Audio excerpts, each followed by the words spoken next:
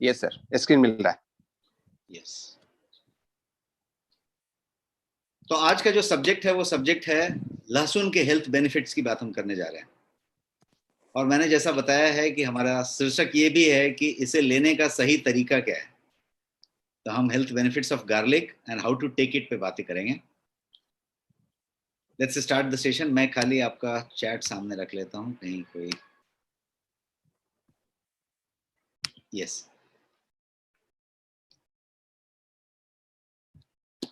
तो पहले लहसुन के बारे में समझते हैं कि गार्लिक जो है, गार्लिक लहसुन को हम कहते हैं इंग्लिश में, और इसका जो साइंटिफिक नेम है या लैटिन नेम जिसको कह सकते हैं वो है एलियम सैटिवम। तो ये जो लहसुन है इसका ये साइंटिफिक नेम है और ये काफी गुणों वाला है, उसको हम आगे समझते चले जाएंगे। लेकिन मैं थोड़ा सा इसके इतिहास की तरफ आपको ले जाना चाहता हूँ ताकि आप जो है रोचक तरीके से इसको समझ पाए कि जिसका इतिहास उतना ज्यादा बड़ा है, इसका मतलब ये है कि उसके जो खूबियां हैं, उसके जो मेडिसिनल प्रॉपर्टीज हैं, उसके जो गुण हैं, उसको हजारों सालों से इस्तेमाल किया जाता रहा है। विश्व के द्वारा किया गया है, देशों के द्वारा किया गया है, सभ्यताओं के द्वारा किया गया है और उसको प्रूवन हो गया है। ये नहीं है कि ये जो है 6 महीने से प्रूवन है, 1 साल से 5 साल से प्रूवन है, डिकेड से प्रूवन है, ऐसा नहीं है। ये जो है सेंचुरीज और हजारों सालों से प्रूवन है। उसको जानने के लिए थोड़ा सा इतिहास को जानते हैं, थोड़ा 2-5 मिनट टाइम हम डालते हैं, 5 मिनट इसके इतिहास के पीछे।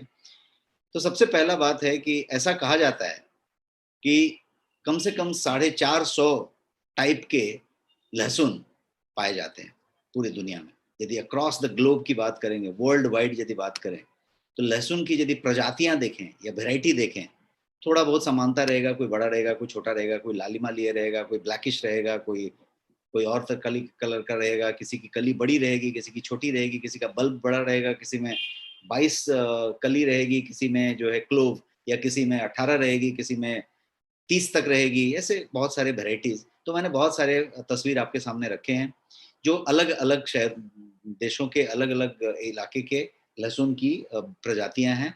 तो 450 से ज्यादा प्रजातियां लहसुन की जो है नोटिस में हैं और इसको जो है माना जाता है। गार्लिक को one of the oldest horticulture crop माना जाता है। मतलब जो पौधा से उग के कोई चीज हो रहा है उसके लिए वन ऑफ द ओल्डेस्ट, इससे पुराना कोई ऐसा साक्ष्य अभी तक मिला नहीं, ऐसा इसका प्रमाण मान सकते हैं आप। क्यों? तो इसके हिस्टोरिकल एविडेंसेस की यदि बात करेंगे तो इजिप्टियन की बात करें, इंडियन कल्चर की बात करें, भारतीय सभ्यता की, इजिप्ट के सभ्यता की, मिस्र की, तो ये जो है 5000 साल से ज्यादा समय से लहसुन का इस्तेमाल इन जगहों पे किया जाता है। इसके डॉक्यूमेंट्री एविडेंसेस हैं इतिहास में। बेबीलोनियंस की बात करें, बेबीलोन में, तो 4500 साल पहले तक इसका जो है वर्णन मिलता है, तो वहां पे इसको मानते हैं। और चाइनीज की बात करें तो टीसीएम एक्सेप्ट करता है कि 2000 साल पहले ईसवी सन शुरू होने तक वो जो है लहसुन का इस्तेमाल कर रहा था और अभी भी कर रहा है। तो कहने का मतलब कि 2000 साल हो गया, 2021 में हम आ गए। तो इस तरीके का डिटेलिंग की बात कर सकते हैं। वैरायटी आपको लहसुन की यहाँ दिख रही है। और थोड़ा सा इसको दूसरी कंट्रीज की बात करेंगे तो मिडिल ईस्ट, अफ्रीका में 3000 साल पहले जो है लहसुन का इस्तेमाल जो है किया जाता है, ऐसा वर्णन है। और जो है ये जो है वहां से मिडिल ईस्ट होते हुए ये जो है यूरोप की तरफ पहुंचा, अमेरिका की तरफ पहुंचा, और ये जो है पूरे वर्ल्ड में इसका ये हुआ। यदि हिस्टोरिकल रिकॉर्ड की बात की जाए तो रिकॉर्ड ये बताते हैं कि गार्लिक को गीजा के पिरामिड जब बन रही थी तो उस समय इस्तेमाल किया जाता था। वो कब था, गीजा का पिरामिड कब बन रहा था? तो आपने यदि इतिहास पढ़ा हो या रोचक तत्वों में इंटरेस्ट रखते हो गीजा के पिरामिड्स में, तो वो 5000 साल पहले गीजा का पिरामिड बना था, मतलब 3000 BC, और अभी 2021 चल रहा है, तो 5000 साल हुए टोटल। तो 5000 साल पहले गीजा का पिरामिड जब बन रहा था तो भी लहसुन का इस्तेमाल वहां पे हो रहा था। और वो जो है यदि इस हिसाब से देखा जाए तो आपने देखा कि अमेरिका, यूरोप से लेके, चाइना से लेके, बेबीलोन से लेके, मिस्र से लेके इंडिया तक हर जगह पे यदि इसका इस्तेमाल हुआ तो ये जो है ऑलमोस्ट हर सभ्यताओं के द्वारा इस्तेमाल किया गया। हर एक जो सिविलाइजेशन है, सभ्यता है, उसने इसका इस्तेमाल किया है और करता आया है। चाहे वो इजिप्टियन हो, चाहे वो ग्रीक हो, चाहे वो रोमन्स हो, चाहे वो चाइनीज हो, चाहे वो जापानीज हो, चाहे वो इंडियन कॉन्टिनेंट हो, हर जगह पे इसका इस्तेमाल प्रचुर मात्रा में किया गया और करते चले गए। तो हजारों सालों से यदि आप इसको जैसा समझ पा रहे हैं, गार्लिक को जो है, लहसुन को जो है, मतलब बेनिफिशियल प्रॉपर्टी के लिए इस्तेमाल किया गया। यदि उसमें कोई बेनिफिट मिली होगी तो ही तो इतनी सभ्यताएं इस्तेमाल की होंगी। और जो है 2500 साल पहले ऐसा, यदि मेडिसिनल प्रॉपर्टी की बात की जाए तो वर्णन है कि 2500 साल पहले हिपोक्रेट्स ने इसको जो है दवाई के तौर पे कुछ बीमारियों के लिए प्रिस्क्राइब करना शुरू किया था। और हिपोक्रेट्स की बात की जाएगी तो हिपोक्रेट्स कब मौजूद थे? किसी को उसके बारे में कुछ आइडिया कि हिपोक्रेट्स जो कौन थे? हिपोक्रेट जो है वेस्टर्न मेडिसिन के जो है एक बड़े ग्रीक फिजिशियन थे, जिन्होंने, जैसे यहाँ पे हम कहते हैं कि सुश्रुत संहिता और ये चीज पैदा हुई, वहां पे उसको इन्वेंट करने वाले, उसको चलाने वाले पर्सन, उनको फादर ऑफ वेस्टर्न मेडिसिन भी कहा जाता है, हिपोक्रेट्स को।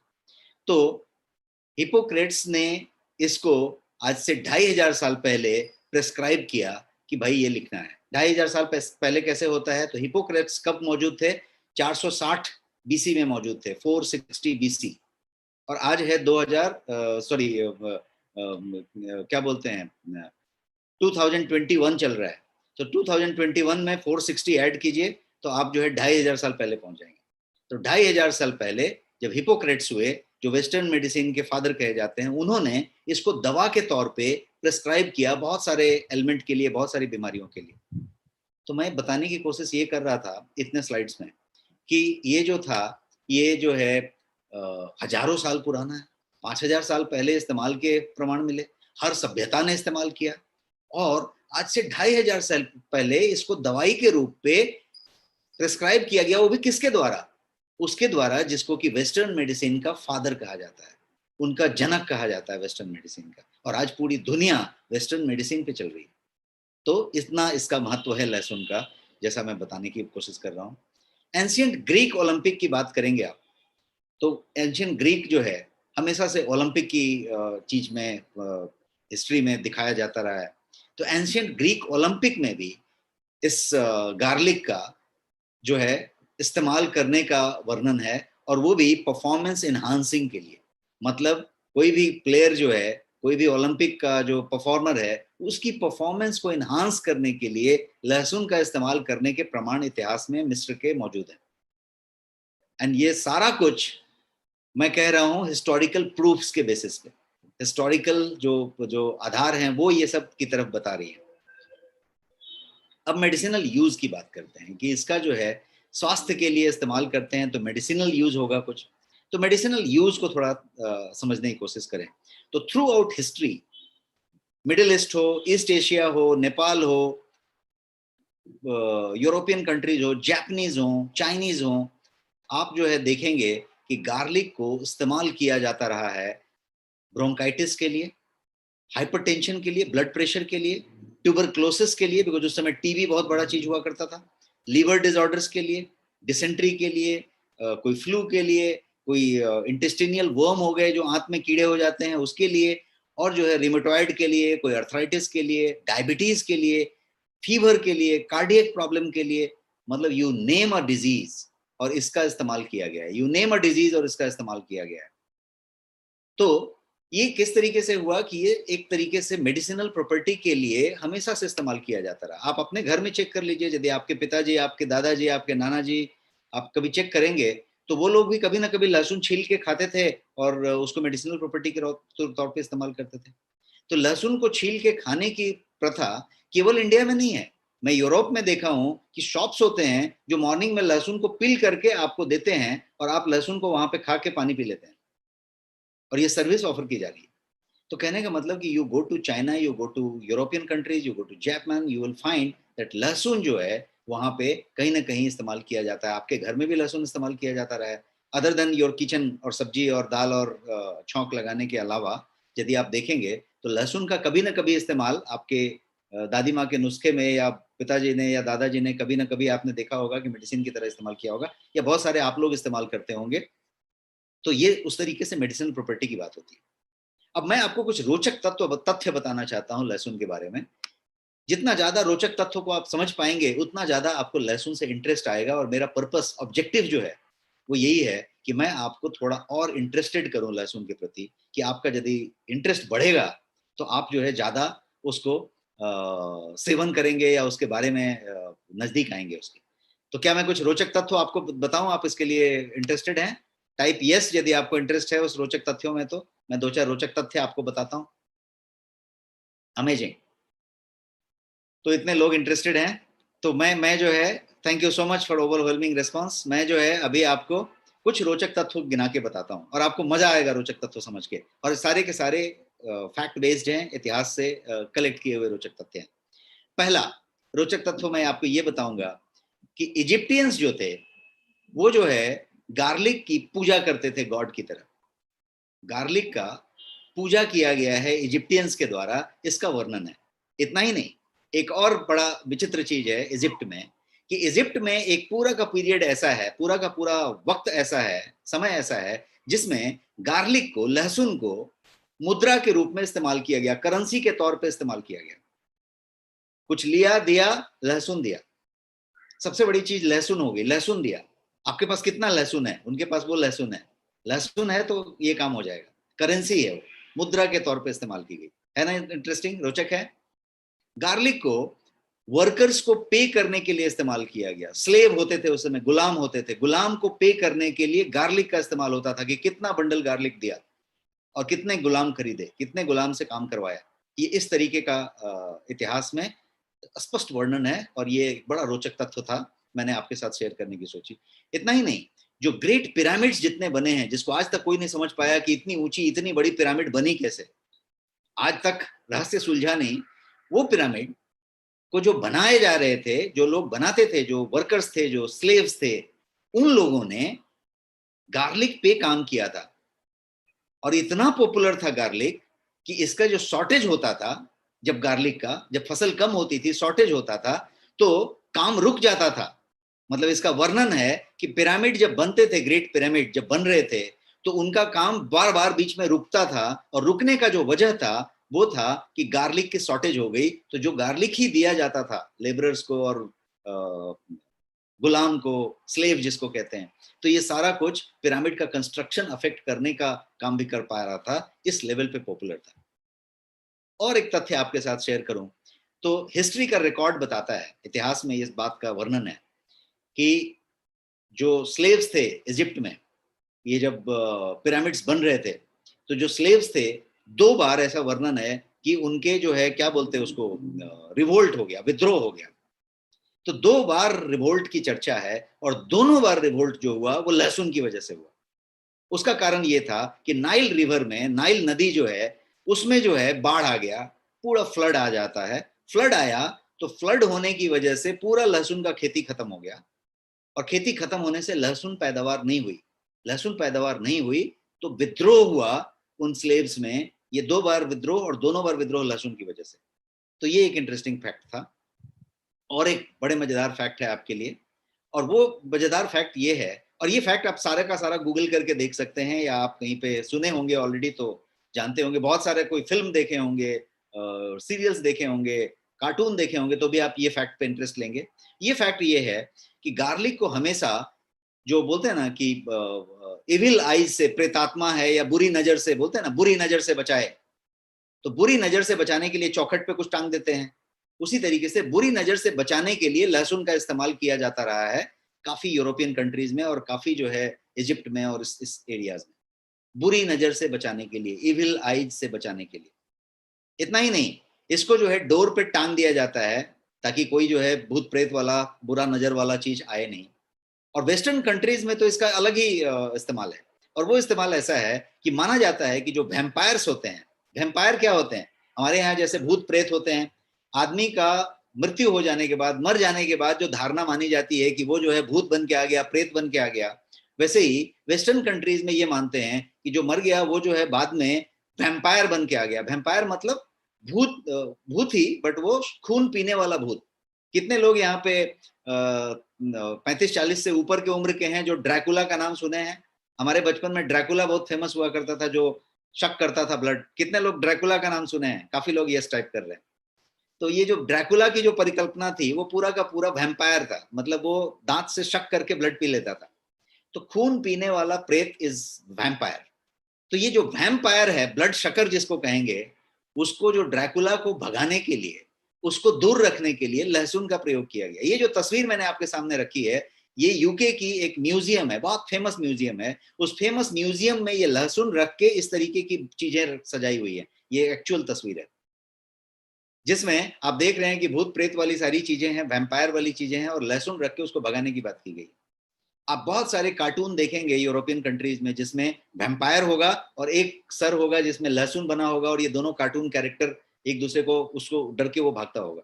तो इस तरीके से बहुत सारी दंत कथाएं मिलेगी, बहुत सारी चीजें मिलेंगी, बट लहसुन का इस तरीके का कुछ रोचक तत्व वहां पे मौजूद है। एक और बड़ा रोचक तथ्य है लहसुन का, ये है कि लहसुन को हमेशा से स्टिमुलेटिंग हर्ब के तौर पे देखा गया। स्टिमुलेटिंग हर्ब कि ये जो है आपको उत्तेजित कर देता है, और उत्तेजित करके आपका परफॉर्मेंस बढ़ाता है, आपके साथ एनर्जी लेवल आपका बढ़ा देता है, आपको ज्यादा जागरूक कर देता है, ज्यादा फोकस्ड करता है, आपका ज्यादा आउटपुट निकालता है। इस तरीके का ये लहसुन के बारे में कहा गया है, माना गया है हर जगह पे। और यही कारण है कि यदि आप देखेंगे तो इसको इन्फ्लेमेशन के लिए, कि इन्फ्लेम कर देता है आपको, आपको जगा देता है और आपका पैशन बढ़ा देता है, इसीलिए इसको स्टिमुलेटिंग हर्ब कहा गया। और इसको माना गया कि ये जो है आपको उत्तेजित करता है, तो कुछ दूसरे तरीके से भी इसका कहीं पे वर्जना होती है, वर्जित कर दिया, वहां पे वर्जित करने का भी बात हुआ। तो बहुत सारे प्रमाण ऐसे हैं कि तिब्बतियन मॉन्क्स जो हैं, बुद्धिस्ट मॉन्क तिब्बत वाले, उन लोगों के बहुत सारे इलाके में लहसुन को वो इग्नोर करते थे। क्यों इग्नोर करते थे? क्योंकि उसको उत्तेजित करने वाला चीज मानते थे और वो उनको बाधित लगता था। इसके अलावा विडोज जो होते थे, विधवा जो होते थे, वो जो है ज्यादा सात्विक जिंदगी जीने के लिए लहसुन का अवॉइड करते थे, ऐसा वर्णन इतिहास में भर भर के है। एडोलेसेंस जो होता है, जब जब हम बच्चे से जो है युवा बनने की बात करते हैं, एडल्ट होने की जो फेज होती है, तरुणा अवस्था जिसको आप कह सकते हैं, उसमें जो है इसको जो है थोड़ा सा वर्जित किया गया है बहुत सारी सभ्यताओं में, या कम किया गया है। इसके अलावा स्टिमुलेटिंग होने की वजह से टीसीएम की बात करें चाइनीज ट्रेडिशनल मेडिसिन में, तो इसको डॉक्टर्स ने इंटीमेसी प्रॉब्लम हो या कोई सेक्सुअल प्रॉब्लम हो तो इसको प्रेस्क्राइब किया है मेल्स के लिए, क्योंकि ये उस तरीके से इसको गिना गया है। वर्ल्ड वाइड भी देखेंगे तो बहुत सारी जगहों पे, भारत में भी, जैसे जैन धर्म है, इस तरह के बहुत सारे रिस्पेक्टेड रिलीजन्स हैं जहाँ पे लहसुन को इग्नोर करते हैं, लहसुन को नहीं लेने की कोशिश करते हैं। तो ये जो है अलग अलग अलग तरह की भ्रांतियां रही हैं या प्रथा रहे हैं, और लहसुन को इस तरीके से गिना गया है। एक बड़ा इंटरेस्टिंग रोचक तथ्य ये है कि जो क्या बोलते हैं आप, इजिप्ट में जो क्या बोलते हैं उसको, दूल्हा दुल्हन जब शादी होती है, तो इजिप्ट में ऐसा प्रथा पाया गया था कि उनके कोट के बटन में गार्लिक को बांधा जाता था। बटन के तौर पे गार्लिक को बांध के लहसुन को बांधा जाता था, एक एक लहसुन। क्यों बांधा जाता था? तो उसकी प्रथा के पीछे का ये कहानी है कि बटन होल में इस बात को इंश्योर किया जाता था कि गार्लिक उसको बराबर उत्तेजित रखे, उसको जो है प्रॉपरली चार्ज रखे। इतना ही नहीं, जो अनफेथफुल इजिप्टियन हस्बैंड्स होते थे, वो जो है जब अपनी वाइफ के पास जाते थे तो गार्लिक चबा के जाते थे, गार्लिक खा के जाते थे। उसका पर्पस ऐसा माना गया कि इससे जो जो कोई दूसरी महिला के साथ रहने के का जो जो उसका जो स्मेल है, गंध है, वो खत्म हो जाए। इस तरह की भर भर की जो है बोलते हैं ना फैक्ट्स जो है इजिप्टियन ग्रंथ्स में मौजूद है। तो मतलब गार्लिक को उसके रंग के लिए, उसके गंध के लिए, उसके मेडिसिनल प्रॉपर्टी के लिए, मतलब हजारों साल पहले की ये बातें कहीं ना कहीं पे मौजूद हैं, और वो चीज मैं बता रहा हूँ। अब आप एक ग्रंथ देख रहे हैं जिसपे कि गार्लिक का चर्चा है। तो ग्रंथ की बात करें और लिटरेचर की बात करें तो साहित्य में, लिटरेचर में गार्लिक का वर्णन पूरी दुनिया में पाया गया है। 5,000 साल पहले, 3,000 साल पहले, 2,000 साल पहले, आप जहां से पकड़ लें, गार्लिक बड़ा इंस्पिरेशन माना गया है इतिहास में। और इसको मतलब खाली कहा सुना कहीं पे खुदाई में निकल गया ऐसी बात नहीं हो रही है, ग्रंथों में, लिटरेचर में पाया गया। इजिप्टियन में, ग्रीक में, इंडियन में, चाइनीज लिटरेचर में, पूरा का पूरा टीसीएम में, आयुर्वेद में, हर जगह पे आपको गार्लिक का वर्णन मिला है। और किस चीज पे कैसे इस्तेमाल होता है, किसका क्या होता है। आप यदि आयुर्वेद का भाव प्रकाश निघंटु जानते हो, मेटेरिया मेडिका जिसको कहते हैं, उसमें गार्लिक का सबसे ज्यादा वर्णन मिला। तो इस तरीके की चीजें मिलती हैं। इतना ही नहीं, गार्लिक का मेंशन, यदि मैं साहित्य की बात करूं, लिटरेचर की बात करूं, तो बाइबल में इसका मेंशन है, तलमुंड में इसका मेंशन है। तलमुंड बोले तो जिविश लोगों का जो है ये ग्रंथ है, उसमें इसका वर्णन है। कुरान में इसका वर्णन है, कुरान शरीफ में लहसुन का पूरा वर्णन है। तो ज्यादा से ज्यादा यदि बात करें, most of the Greek, Egyptians, Chinese, Europeans के जितने भी मेडिकल टेक्स्ट हैं, मेडिकल की जो बुक्स हैं, उसमें जो है गार्लिक को बहुत सारी बीमारियों के क्योर के तौर पे मेंशन किया गया है और उसको जो है चर्चित किया गया। इसका मतलब ये हुआ कि ये कोई आज का कल का इन्वेंशन नहीं है, अभी पता चल गया और अभी लेके आ गए, ऐसा नहीं हुआ। कि ये हमेशा से ये चलता आया है और इसको उस पेस में ही इस्तेमाल किया गया है। अब वर्ल्ड वाइड यदि बात करें गार्लिक की, तो आज के सिनेरियो में, ऑफ कोर्स ये डेटा कोई 2015-14 का है, तो थोड़ा बढ़ गया होगा, घट गया होगा, पर यदि आज की बात करें तो 2.5 मिलियन हेक्टेयर्स, मतलब 1 मिलियन में 10 लाख, तो 2.5 मिलियन हेक्टेयर में गार्लिक की खेती आज की डेट में पूरी दुनिया में की जाती है, ऐसा फिगर अवेलेबल है।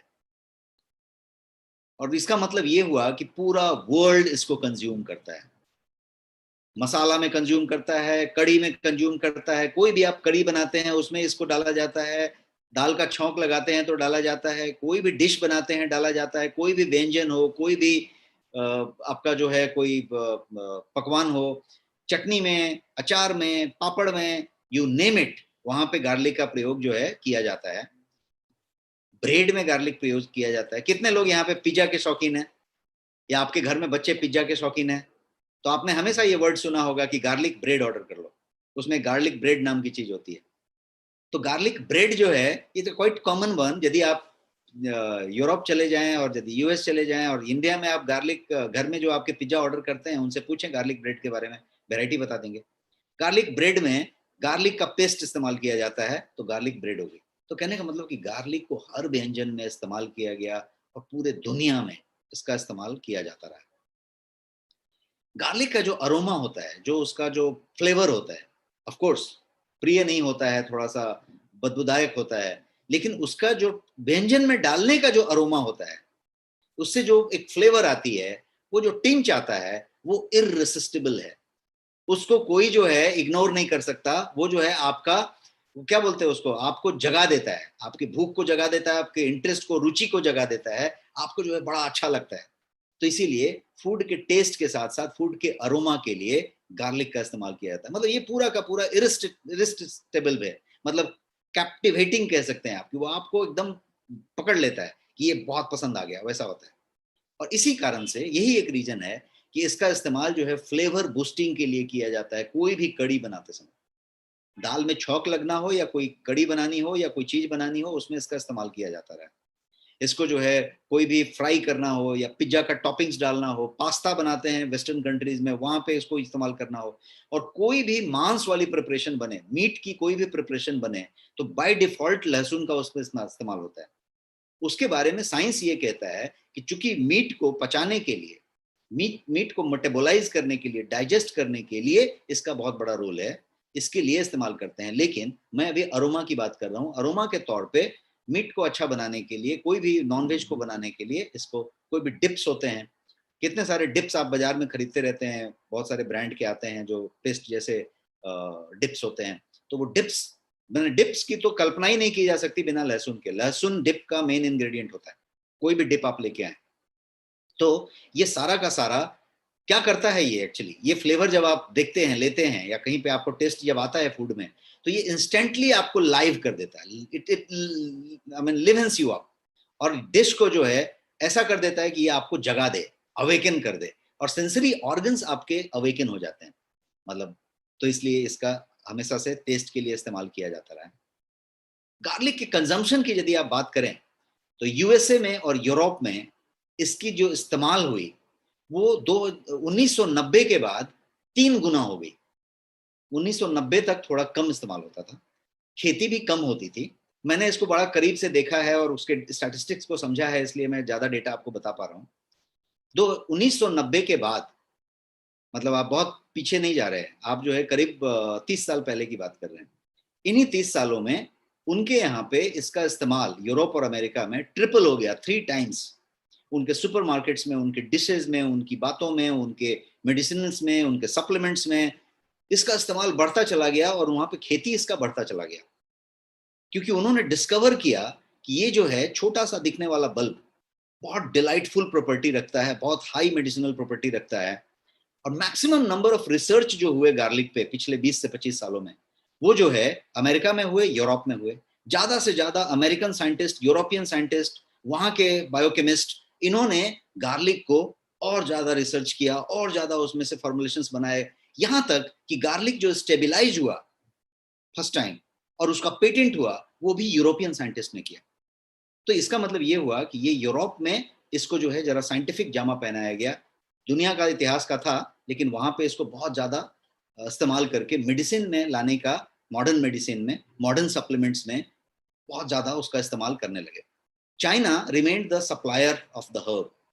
दुनिया का सामान लेके उसको एक्सट्रैक्ट निकाल के, उसका जो है एक्सट्रैक्शन बना के उसने पूरे दुनिया को दिया। सबसे ज्यादा जो बड़ा बायर बन गया 2000 के बाद, 2000 ईस्वी सन के बाद जो सबसे बड़ा बायर बन गया पिछले 15-20 साल में, वो यूरोप और अमेरिका बन गया गार्लिक को लेने का, और फिर जो है गार्लिक पाउडर को लेने का। फिर उन्होंने अपनी स्टेबलाइज्ड गार्लिक बनानी शुरू कर दी और उसको एक्सपोर्ट करना शुरू कर दिया उल्टा चाइना को। इस तरीके से काफी डेवलपमेंट हुआ। तो यूरोपियंस, अमेरिकन, स्पेशली ब्रिटेन और स्पेन, इस तरीके के जगहों पे इसका ज्यादा इस्तेमाल हुआ। One of such big researcher is doctor Peter Josling. ये जो मैं तस्वीर दिखा रहा हूँ, ये डॉक्टर पीटर जॉसलिंग की है, जो यूरोपियन साइंटिस्ट हैं, काफी रिनाउंड यूरोपियन साइंटिस्ट हैं, और इनको गार्लिक मैन के नाम से जाना जाता है, गार्लिक किंग के नाम से जाना सकता है। आप गूगल करेंगे गार्लिक मैन, गार्लिक किंग, तो आपको ये मिल जाएंगे। यहाँ पे पैशन आप देख सकते हैं कि उनके टाई पे भी गार्लिक का फोटो बना हुआ है। तो इसका मतलब ये है कि व्यक्ति गार्लिक में ही सोया है, जगा है, उठा है, और इन्होंने गार्लिक पे बहुत डिटेल में काम किया है। He is from Spain, Spain में रहने वाले हैं और रहते हैं लंदन में। और इन्होंने जो है बहुत गार्लिक पे रिसर्च किया है, गार्लिक के लिए बहुत कुछ किया है। इंटरनेशनल फेम के पर्सन, यूरोपियन साइंटिस्ट। और मुझे इनके साथ बहुत लंबा वक्त बिताने का मौका मिला है। मैं इनके साथ अच्छा खासा वर्क किया हूँ, काम किया हूँ फॉर्मुलेशन पे, वो भी लहसुन के फॉर्मुलेशन पे काम किया हूँ। गार्लिक पे बहुत सारा हम इनके साथ काम किया है, और एलिसीन पे ही काम किया है। लहसुन से निकलने वाली जो चीज होती है एलिसीन। आप हमारी तस्वीर देख सकते हैं, इनके साथ, पीटर जॉसलिंग के साथ मैं बैठा हूँ। ये तस्वीर है, ये मैं डॉक्टर पीटर जॉसलिंग के साथ हूँ लंदन के और यूरोप के अलग जगहों पे। तो ये आप तस्वीर देख सकते हैं। काफी मैंने फॉर्मुलेशन पे काम किया है। लहसुन के अंदर से जो मेडिसिनल प्रॉपर्टी वाली सामान होती है, जिसको गार्लिक कहते हैं, उस पे काम किया हुआ है इनके साथ। तो ये कुछ तस्वीरें आप देख रहे हैं जो एक्चुअली डॉक्टर पीटर जॉसलिंग के साथ क्लोजली काम करने के वक्त का है, जब हम अलग अलग डिफरेंट डिफरेंट प्रोडक्शन यूनिट्स में, प्लांट्स में, यूरोप के अलग अलग हिस्सों में हम जो है उनके साथ वक्त बिताया उस समय का है। अब डॉक्टर पीटर जॉसलिंग के बारे में क्या है उसको थोड़ा समझते हैं। He is one of the inventor. इन्होंने इन्वेंट किया पेटेंटेड एलिसीन के बारे में। उन्होंने उसको पेटेंट किया। किस चीज को पेटेंट किया? एलिसीन को स्टेबलाइज्ड किया। मैंने क्या बताया, जैसे हल्दी से करक्यूमिन निकलता है, वैसे लहसुन से एलिसीन निकलता है। जिस बात का मेडिसिनल प्रॉपर्टी पाया जाता है लहसुन में, उसका नाम है एलिसीन। तो एलिसीन हाईली अनस्टेबल है, मतलब जब आप उसको निकाल लेंगे तो वो डिग्रेड हो जाएगा, बचेगा नहीं। आप पेट में लेंगे, काम में आएगा नहीं।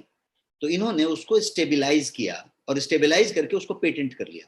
तो पेटेंटेड फॉर्मूला जो बनाया स्टेबलाइज्ड एलिसिन का, वो इन्होंने बनाया। होल गार्लिक जो है, उसके अंदर एक एलिन नाम का सामान होता है। उसको जब आप क्रश कर देते हैं या चबाते हैं, च्यू कर देते हैं, तो वो जो एलिन है वो जो है चेंज हो जाता है, और उसके अंदर से जो एक्टिव इंग्रेडिएंट होता है वो होता है एलिसीन। वो एलिसीन निकलता है, और ये जो एलिसीन होता है ये स्टेबल नहीं होता। तो जब आप इसको अंदर लेते हैं तो आपका जो स्टोमक एसिड है वो उसको डिग्रेड कर देता है कुछ हद तक। थोड़ा बहुत बच गया, तो जब वो आंत में पहुंचता है, तो जो आपका छोटी आंत में इंटेस्टिनियल एपिथेलियल सेल्स जो होते हैं, जो आंत के दीवालों पे जो छोटी छोटी छोटी छोटी छिद्र बनी हुई है, वो जो है उसको और डिग्रेड कर देती है। तो बहुत कम मात्रा में जो आप लहसुन खाते हैं उसका इस्तेमाल हो पाता है। जो दाल में छौंक लगाते हैं या डिशेज में डालते हैं उसका तो अरोमा फ्लेवर के लिए इस्तेमाल होता है, उसका मेडिसिनल प्रॉपर्टी में बहुत ज्यादा इस्तेमाल नहीं हो सकता। लेकिन जो आप कचकच चबा के खा लेते हैं उसका अच्छा इस्तेमाल होता है, लेकिन वो भी डिग्रेड हो जाता है। इन्होंने उसको स्टेबल किया, तो ये एलिसीन की प्रकार हुई और ये एलिसीन की बात हुई। अब हम बात करें कि इसको लेते कैसे हैं। जैसा कि मैंने पहले स्क्रीन पे बताया था कि मैं आज आपको बताने वाला हूं कि लहसुन का इस्तेमाल करें कैसे, कैसे लें। तो हाउ टू टेक गार्लिक। तो मैं आज गार्लिक कैसे लें इसके बारे में बताऊंगा। सबसे पहला चीज है कि गार्लिक को यदि आपने पका दिया, गार्लिक को यदि आपने फोड़ लिया और फोड़ के थोड़ा देर छोड़ दिया, 2-4 सेकंड, 10 सेकंड, 25 सेकंड, तो गार्लिक डिग्रेड होने वाला बात हो गया। अब गार्लिक में वो वाली मेडिसिनल प्रॉपर्टी नहीं है, बिकॉज एलिसीन थी, एलिसीन अब डिग्रेड हो गई, एलिसीन बची नहीं। लेकिन यदि आपने लहसुन को छीला और छील के मुंह में डाला, कच कच करके चबा लिया, तो उसके अंदर एलिसीन थी, डिग्रेड हुई बहुत सारी, जाके स्टोमक एसिड में भी डिग्रेड होगी, आंत में भी डिग्रेड होगी, लेकिन बहुत हद तक है, वो आप चबा के ले लिया। लेकिन अब उसको लेके चक चक चक चक चबाते ही रह गए तो काम का नहीं है। तो इसलिए सही तरीका क्या है? सही तरीका है कि आपने गार्लिक को लिया, कच मारा एक बार, मतलब उसको आपने फोड़ दिया, कच किया, 2 बार कच कर लें चलेगा, और उसके बाद उसको पानी से निकल जाए। That's the best way. फिर से बताता हूं, लहसुन को आपने ताजा छीला, छील के किसी को प्लेट में रख के दिया तो बेकार हो गया। छील के देना नहीं है, आपको छीलना है खुद।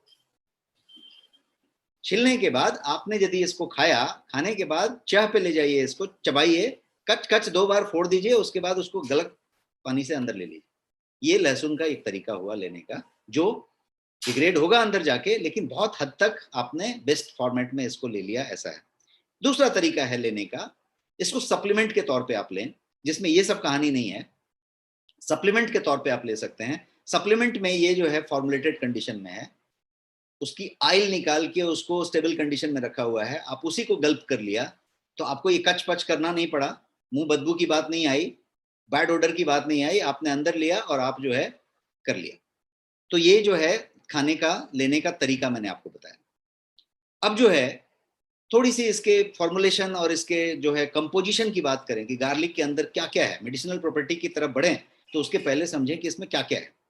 यदि आप 100 ग्राम लहसुन लें, 100 ग्राम ऑफ गार्लिक, तो वो क्या करेगा कि वो क्लोज टू 150 कैलोरी कम से कम आपको देगा, 1.5 गुना कैलोरी वो देगा ग्रामेज के हिसाब से। तो 100 ग्राम लिया तो 150 कैलोरी देगा।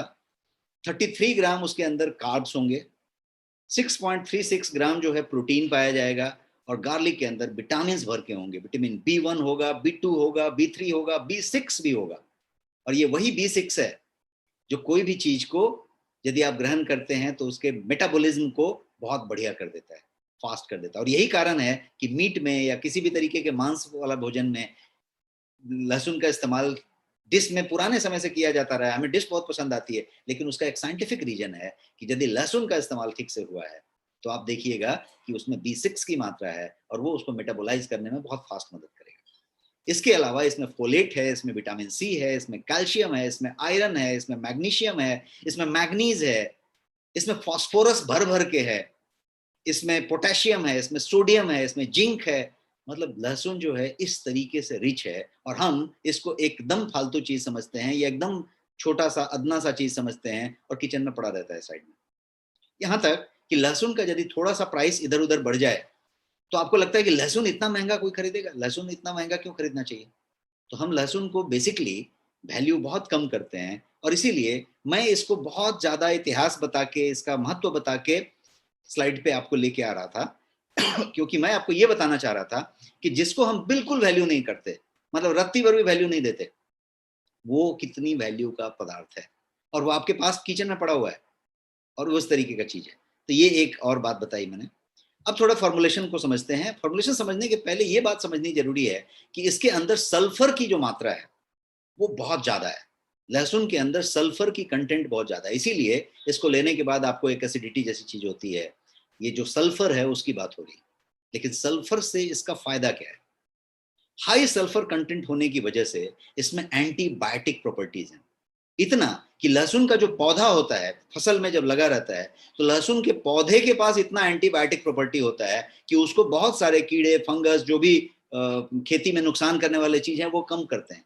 और लहसुन की खेती एक बार हो गई है तो उस मिट्टी में इतना ज्यादा बढ़िया एंटीबायोटिक बना रहता है, एंटीबैक्टीरियल एंटी फंगल स्टाइल, कि वहां पे वो मिट्टी बहुत सक्षम रहती है, बाकी कुछ वहां पे परेशानी नहीं आने देता। तो ये क्या करता है, हम एंटीबायोटिक प्रॉपर्टी की बात करें तो ये नेचुरल एंटीबायोटिक है जिसका कोई साइड इफेक्ट नहीं है, और वो डाइजेस्टिव सिस्टम को क्लीन करने में मदद करता है, फ्लश आउट करने में मदद करता है। किस बात को फ्लश आउट करता है? टॉक्सिन्स को। डाइजेस्टिव सिस्टम में सबसे ज्यादा टॉक्सिन होता है, क्योंकि आप जो इनहेल कर रहे हैं, जो हवा से आ गया, जो इससे आ गया, जो पी के आ गया, खा के आ गया, जो भी आया वो डाइजेस्टिव ट्रैक्ट में ही जाना है। नेजल कैविटी में भी जो पड़ा था वो डाइजेस्टिव ट्रैक्ट में ही जाना है। ये वाला जो अंदर गया उसको जो है पूरा का पूरा टॉक्सिन को फ्लश आउट करने में लहसुन आपकी मदद करता है। ये आपकी इम्यूनिटी को भी बढ़ाता है, कॉमन कोल्ड वोल्ड जैसी चीजें हैं उसको बहुत बढ़िया से हैंडल कर लेता है। आर्टरी यदि ब्लॉक हो रहा है, धमनी में कहीं जम रहा है, प्लाक जमने की बात हो रही है, उसमें भी काम करता है। रिजुविनेशन में काम करता है, स्किन के रैशेस में, स्किन के स्कार्स में या इस तरह के कोई प्रॉब्लम होता है उसमें काम करता है। डाइजेशन को टिप टॉप रखने में मदद करता है, बहुत सारी चीजें करता है। मेडिसिनल प्रॉपर्टीज में फायदे को हम आराम से समझते हैं। फॉर्मुलेशन को जरा एक बार समझ लीजिए, इसकी कंपोजिशन को समझ लीजिए, साइंस में मत जाइए, बेसिक कंपोजिशन को समझ लीजिए। जनरली जो गार्लिक बल्ब है उसमें अप्रोक्सीमेटली 65% वाटर होता है। यदि आप उसको लेके पेड़ दें तो 65% वाटर कंज्यूम कंटेन करता है लहसुन। 28% जैसा मैं पिछले स्लाइड में भी बताया, इसके अंदर कार्बोहाइड्रेट्स होते हैं, और वो कार्बोहाइड्रेट्स मेनली जो है फ्रुक्टान्स होते हैं, जिसको कि आप एक कॉम्प्लेक्स कार्बोहाइड्रेट ढंग का कह सकते हैं। 2% प्रोटीन मिलेगा, और प्रोटीन भी एलिन होता है, बेसिकली एलिन एलन बताया मैंने, वो प्रोटीन उसमें मिलेगा। 1.2% यदि बात करें तो इसमें अमाइनो एसिड्स मिलेंगे, और वो भी पूरे के पूरे अर्जिनाइन मिलेंगे। मेनली जो अमाइनो एसिड्स इसके अंदर पाया जाएगा लहसुन के अंदर, वो अर्जिनाइन ही मिलेगा। 1.5% 2% के आसपास इसमें फाइबर भी मिलेगा, वो भी फाइन क्वालिटी फाइबर, सॉल्युबल। दूसरा 2.3% से 2.5% के बीच में इसमें ऑर्गेनो सल्फर कंपाउंड मिलेंगे, बिकॉज सल्फर की मात्रा इसमें बहुत ज्यादा है।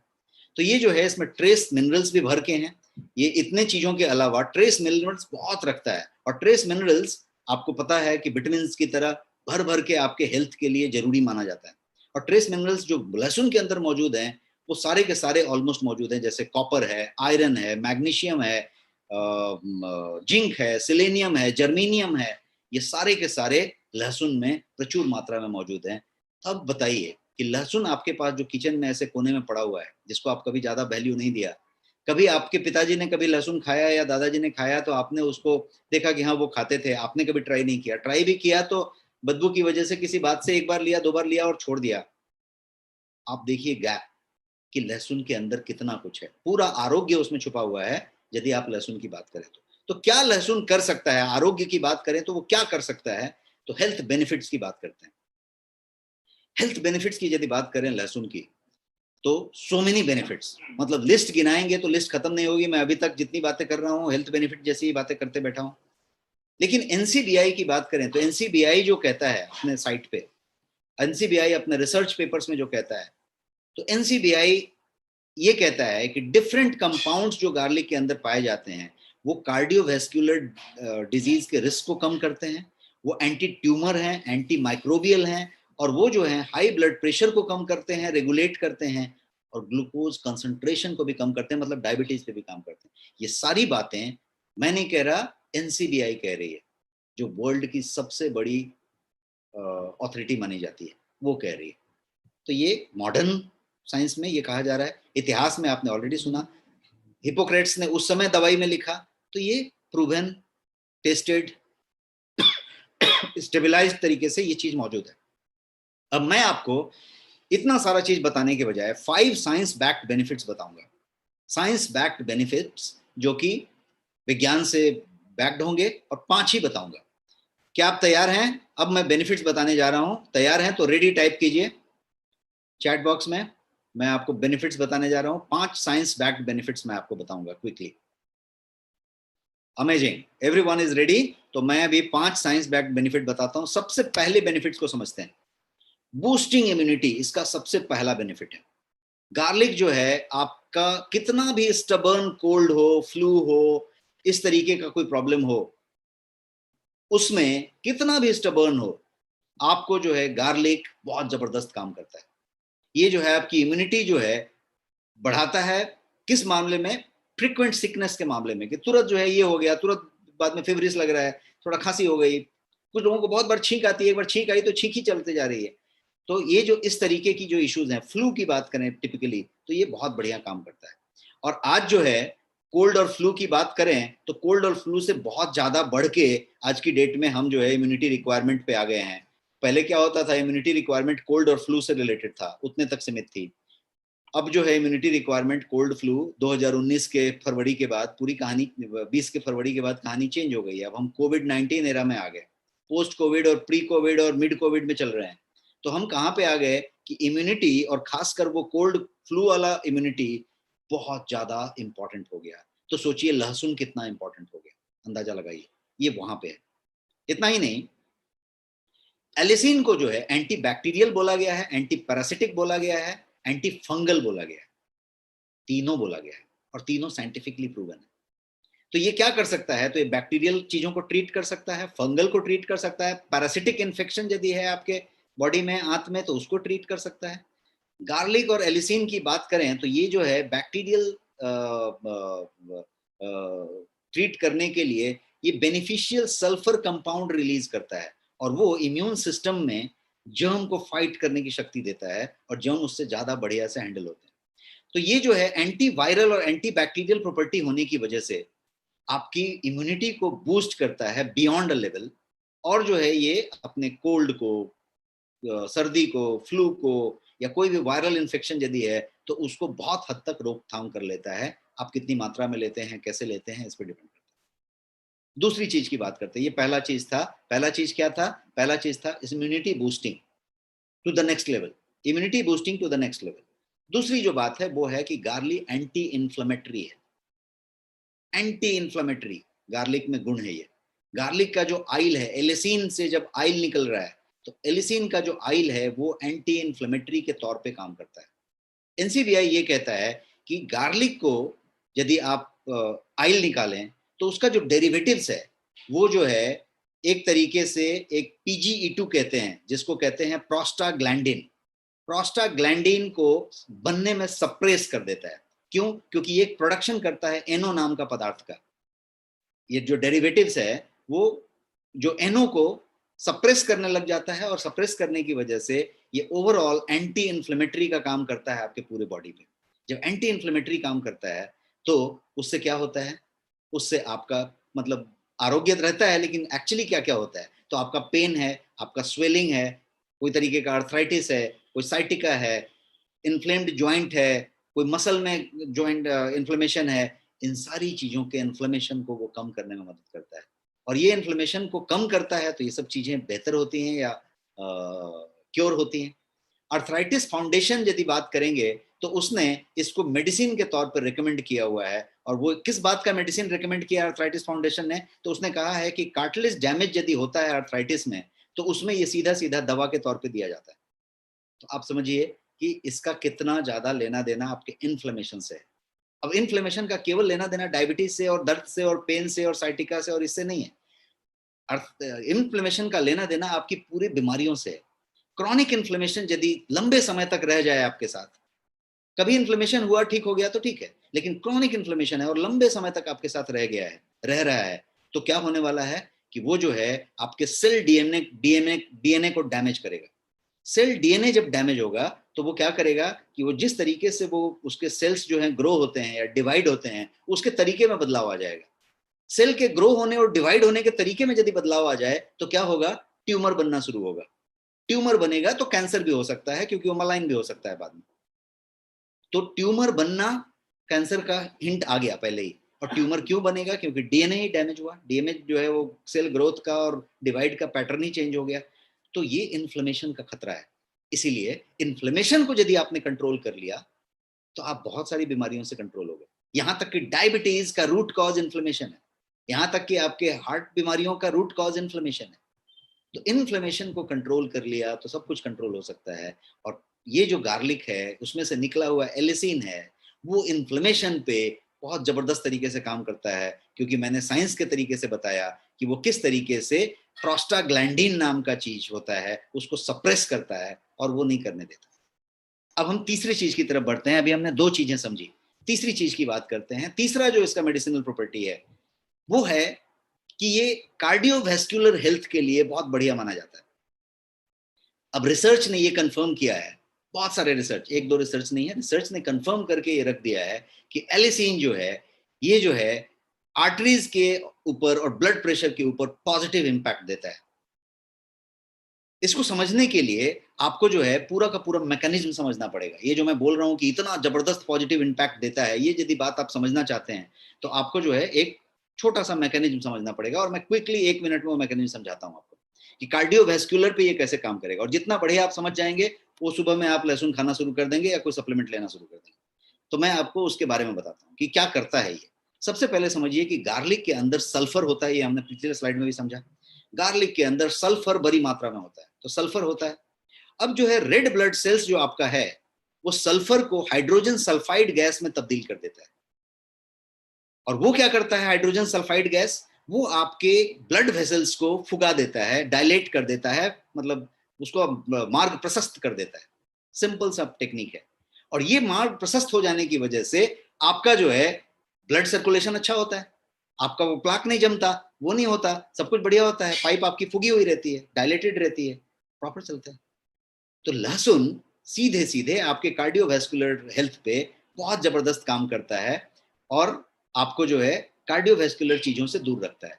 ब्लड प्रेशर को रेगुलेट करता है, मतलब खाली ब्लड प्रेशर को कट करके डाउन नहीं कर देता, मतलब ये यदि हाइपर है हाइपो है तो दोनों केस में बढ़ाता है, घटाता है और रेगुलेट करके रखता है।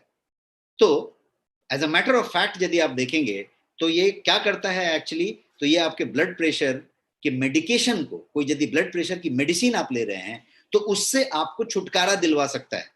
ऑफ कोर्स आपको अपने डॉक्टर से पूछ के करना चाहिए और डॉक्टर के परामर्श में लेके करना चाहिए। लेकिन इस बात को आप समझ लीजिए कि यदि लहसुन को आपने डिटेल में समझ लिया और लहसुन से ठीक से दोस्ती कर ली, तो आपकी चलती हुई ब्लड प्रेशर की दवाई बंद हो सकती है, और बिल्कुल आप बंद कर सकते हैं धीरे धीरे स्टेप वाइज, और आप लहसुन पे आ सकते हैं। और लहसुन आपको पूरी तरीके से ब्लड प्रेशर की दवाई से मुक्ति दिला देगा। और यदि आपको ताजा ताजा ब्लड प्रेशर हुआ है, हल्का ब्लड प्रेशर की शिकायत हुई है, तब तो आप बिना दवा के उसको कभी दवा नहीं लिए बिना बेहतर हो सकते हैं। और कितने लोग ऐसे हैं जिनको ब्लड प्रेशर है और मालूम ही नहीं है? क्योंकि इंडिया में WHO का आंकड़ा और भारत सरकार का आंकड़ा दोनों कहता है कि 1 out of 3 has got blood pressure and they do not know it. मतलब हर 3 में से एक आदमी को ब्लड प्रेशर है और उसको मालूम नहीं है, हाइपर टेंशन है, उसको मालूम नहीं है। तो यदि छुपा हुआ ब्लड प्रेशर है या ब्लड प्रेशर नहीं है, मैं एकदम स्वस्थ हूं मान लो, तो भी यदि मैं लहसुन ले रहा हूं तो मैं ब्लड प्रेशर का शिकारी बनूंगा, ऐसी संभावना कम हो जाएगी।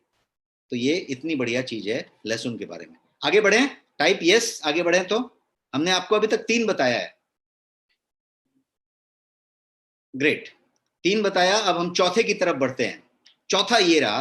चौथा जो है ये कि ये सुपर इफेक्टिव है डायबिटीज पे। अब ये भी मैं बताऊंगा कि कैसे, मैकेनिज्म बताऊंगा कि डायबिटीज पे सुपर इफेक्टिव कैसे है। डायबिटीज के लिए इसको बहुत बढ़िया जाना जाता है। तो इसको अंडरस्टैंड करते हैं। पहले डायबिटीज को समझ लीजिए कि डायबिटीज क्या होता है। आप बहुत अच्छे से डायबिटीज को समझे हैं, पिछले सेशन में भी मैंने आपको समझाया था, सब लोग जानते भी होंगे। बहुत लोग इसमें डायबिटीज के पेशेंट होंगे, बहुत लोगों के घर में डायबिटीज होगा, तो आप जानते होंगे। लेकिन एक लाइन में यदि फिर से मैं डायबिटीज को रिकैप करके बता दूं, क्यों ये जानना जरूरी है, क्योंकि तब मैकेनिज्म आप समझ पाएंगे। डायबिटीज क्या है? बेसिकली कोई बीमारी नहीं है, डायबिटीज एक कंडीशन है जिसमें बॉडी जो है आपका जो है क्या कर रहा है कि इंसुलिन को प्रोड्यूस या तो ठीक से नहीं कर पा रहा है, या प्रोड्यूस हो रहा है तो उसको ठीक से इस्तेमाल नहीं कर पा रहा है। एक बार और रिपीट करता हूं, डायबिटीज एक ऐसा कंडीशन है, टाइप 2 की बात कर रहा हूं, कि या तो वो इंसुलिन बना नहीं पा रहा है ठीक से पर्याप्त मात्रा में, या फिर बना रहा है तो उसको जो है ठीक से इस्तेमाल नहीं कर पा रहा है। और चूंकि इंसुलिन का इस्तेमाल नहीं हो रहा है, जो शुगर आ रहा है वो जो है कोशिकाओं को डिलीवर नहीं हो रहा है, क्योंकि इंसुलिन से वो मिक्स नहीं हो रहा है, और वो जो है फिर जाके उस तरीके से होता चला जा रहा है, मतलब आपके ब्लड में ही घूम रहा है और ब्लड शुगर हो गया। यदि इसकी बात करें तो ये जो इंसुलिन है वो क्या है? वो एक हार्मोन है, और वो ब्लड शुगर लेवल को मतलब बढ़ा दिया या घटा दिया। बढ़ाया मतलब क्या किया? हाइपरग्लाइसीमिया कर दिया। घटा दिया मतलब क्या किया? हाइपोग्लाइसीमिया कर दिया। एलिसिन क्या करेगा? एलिसिन मतलब लहसुन से निकला हुआ मेडिसिनल वैल्यू वाला सामान। एलिसिन जो है यहाँ पे एक इंस्ट्रूमेंटल रोल प्ले करता है, बहुत कारगर रोल प्ले करता है मैकेनिक मैकेनिज्म इसका जो है बहुत बढ़िया से हैंडल कर लेता है। वो क्या करता है, तो वो इंसुलिन के सेंसिटिविटी को प्रमोट करता है। इससे क्या हुआ कि ब्लड ग्लूकोज लेवल जो है वो कम होती है, ये जो है इंसुलिन रेजिस्टेंस को घटा देता है और ग्लूकोज टॉलरेंस को बढ़ा देता है। यदि ग्लूकोज टॉलरेंस आपकी बढ़ गई और इंसुलिन रेजिस्टेंस घट गई तो आप जो है चीजों को हैंडल करने लग जाते हैं। और यदि यही चेंज हो गई, उल्टा हो गई, तो आप प्री डायबिटिक हो जाते हैं और फिर डायबिटिक हो जाते हैं। तो ये जो है वहां पे काम करता है और ये जो है बहुत ज्यादा इफेक्टिव है आपके HbA1c के लेवल को नीचे लाने के लिए। जो ग्लाइकेटेड हीमोग्लोबिन जिसको कहते हैं HbA1c, उसके लेवल को रिड्यूस करने के लिए लहसुन से ज्यादा कारगर चीजें नहीं है हर्ब्स में। तो ये लहसुन उस तरीके से काम करता है। लेकिन अब और भी एक इंपॉर्टेंट चीज है इस गार्लिक का, और क्यों ये किस तरीके से ये काम करता है उसके मैकेनिज्म को समझने के लिए। ये तो हुआ insulin resistance and glucose tolerance वाली बात है। इसका एक और बड़ा गुण है, और वो गुण है कि ये जो है लिपिड हेल्थ पे बहुत अच्छा काम करता है और कार्डियोवेस्कुलर हेल्थ की बेनिफिट रखता है अपने साथ, जो आपने पिछले स्लाइड में समझा। तो जब कार्डियोवेस्कुलर का और लिपिड की बात करेंगे तो ये दोनों चीजें एक तरीके से कनेक्टेड हैं आपके डायबिटीज से। ब्लड प्रेशर, कार्डियोवेस्कुलर कनेक्टेड है आपके डायबिटीज से, क्योंकि ये जो है अमाइनो एसिड्स की बात करें तो एलिसिन का काम है कि होमोसिस्टीन को लोअर करता है। होमोसिस्टीन को यदि लोअर कर रहा है तो आपका एक तरीके से होलिस्टिक सिस्टम बन रहा है। मतलब आपके डायबिटीज से ब्लड प्रेशर कनेक्टेड था, उससे धमनी कनेक्टेड था, उससे फैट में जमने वाला, ब्लड में जमने वाला फैट कनेक्टेड था, और ये हर चीजों को एड्रेस कर रहा है। और एक चीज आपने पिछले स्लाइड में समझा कि एंटी इन्फ्लेमेटरी है, तो एंटी इन्फ्लेमेटरी होने की वजह से डायबिटीज का रूट कॉज भी वही है, कार्डियक का रूट कॉज भी वही है। तो अब आप इसमें समझ पा रहे हो, तो पूरा का पूरा ये होलिस्टिक एक इकोसिस्टम बनाता है, जो बिना किसी नुकसान के एक्चुअली खाली लक्षण पे इलाज नहीं करने के बजाय जितने रूट कॉज हैं एक साथ सबको एड्रेस करने वाला इकलौता हर्ब है। इसीलिए ये सुपर इफेक्टिव है डायबिटीज पे। इफेक्टिव वर्ड नहीं यूज करके मैंने सुपर इफेक्टिव यूज किया है, ये सुपर इफेक्टिव है। तो ये डायबिटिक पर्सन इन सब चीजों का प्रोन होता है, मतलब उसको खतरा ब्लड प्रेशर का भी होता है, कार्डियक का भी होता है, होमोसिस्टीन का भी होता है, ट्राइग्लिसराइड का भी होता है, और वो सारी चीजें एक साथ इसमें काम आ जाती है और ये जो है एक तरीके से वो मदद कर देता है। सो ये हॉलिस्टिक अप्रोच देता है और ये डायबिटिक में बहुत अच्छा काम करता है। अब हम और समझते हैं पांचवा जो है, मैंने 5 बताने को बोला था साइंस फैक्ट। पांचवा जो है ओवरऑल वेलबींग की बात करें कि आप एक स्वस्थ रहना चाहते हैं। ओवरऑल वेलबींग मतलब आपका पाचन अच्छा रहे, आपका मूड अच्छा रहे, आपका हार्मोनल सिस्टम अच्छा रहे, आपका थायराइड फंक्शन अच्छा रहे, आपकी एनर्जी लेवल अच्छी बनी रहे, आपका एंटी एजिंग हो। तो ये चीज गार्लिक करता है। गार्लिक में से निकला हुआ एलिसिन करता है एक्चुअली। तो गार्लिक जो है आपके सिस्टम को क्लींस करने का काम करता है, टॉक्सिक को फ्लश आउट करने का काम करता है। आपने पिछले स्लाइड में समझा। यदि वो हुआ तो आप बहुत बढ़िया रहेंगे, एनर्जेटिक रहेंगे, स्वस्थ रहेंगे, चमकते दमकते रहेंगे, ग्लो होते रहेंगे। और ये जो है और एक चीज करता है कि आपके हेयर पे, स्किन पे अच्छा काम इसलिए करता है कि आप यदि हर चीज में स्वस्थ हैं तो हेयर स्किन पे काम करेगा। एलिसिन एंटी फंगल है, एंटी बैक्टीरियल है। तो ये क्या करेगा कि यहाँ पे कोई फंगल नहीं होने देगा, यहाँ पे कोई फंगल नहीं होने देगा, वहां पे फंगल नहीं होने देगा। जब फंगल नहीं होगा तो ज्यादा ग्लो होगा और ज्यादा स्वस्थ तरीके से चीजें डेवलप होंगी। आपका स्किन हो, चाहे आपका हेयर हो, चाहे आपका नेल हो, हर चीज। तो एलिसिन को क्या कहा गया है साइंस में, तो इनविगोरेटिंग कहा गया है। इनविगोरेटिंग का मतलब क्या होता है? बलवर्धनकारी। बलवर्धनकारी हिंदी में बोलेंगे तो इनविगोरेटिंग। तो इनविगोरेटिंग हर्ब आप ढूंढेंगे तो एलिसिन निकल के आएगा, जो कि लहसुन से निकलता है। तो इनविगोरेटिंग है। और एलिसिन जो है एक स्ट्रॉन्ग एंटीऑक्सीडेंट भी है। इसके अंदर एंटीऑक्सीडेंट का स्ट्रॉन्ग एक्टिविटी है जो आपके फ्री रेडिकल डैमेज को कंट्रोल करता है।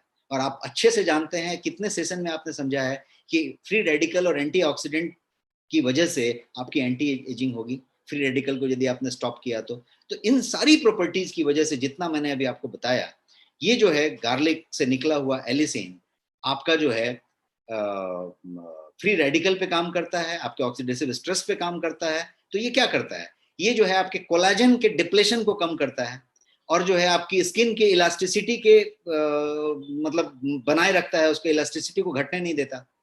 तो यदि स्किन इलास्टिसिटी बनी हुई है, कोलाजन की डिप्लेशन स्लो हो रही है या रुकी हुई है, तो आपका त्वचा युवा रहेगा, जवान रहेगा, और आप जो है ग्लो करते रहेंगे और एजिंग कम होगी। तो एंटी एजिंग ओवर वेलबींग के लिए, ओवरऑल वेलबींग के लिए ये बहुत अच्छा काम करता है। अब मैं एक तीसरी चीज की बात करने जा रहा हूं क्विकली, कि सप्लीमेंट क्यों लें।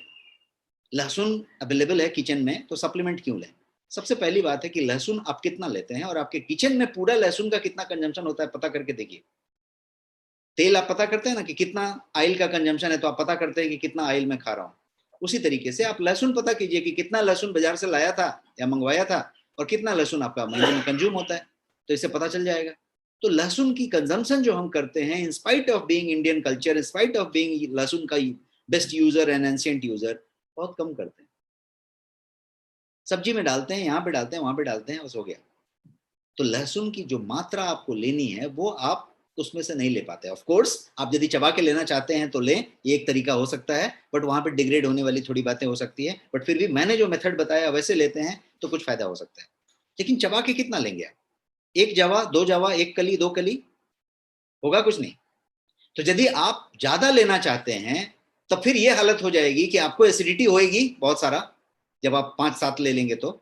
और दूसरा, यदि आप यहां पे बात करेंगे तो उस कोने तक आदमी जो है मुंह ढक लेगा, नाक ढक लेगा, और आपसे लोग दूर रहना शुरू हो जाएंगे, क्योंकि आपके मुंह से बैड ओडर आएगा लहसुन का। और फिर इतना सारा आपने सल्फर लिया है तो आपको दिन भर अपनी तकलीफ रहेगी। तो इसलिए ये तरीका है कि और क्या कर सकते हैं। तो सप्लीमेंट क्यों लें, मैं आपको 3 चीजें बताऊंगा आज, 3 कारण बताऊंगा जिसकी वजह से सप्लीमेंट आप लेना चाहिए आपको।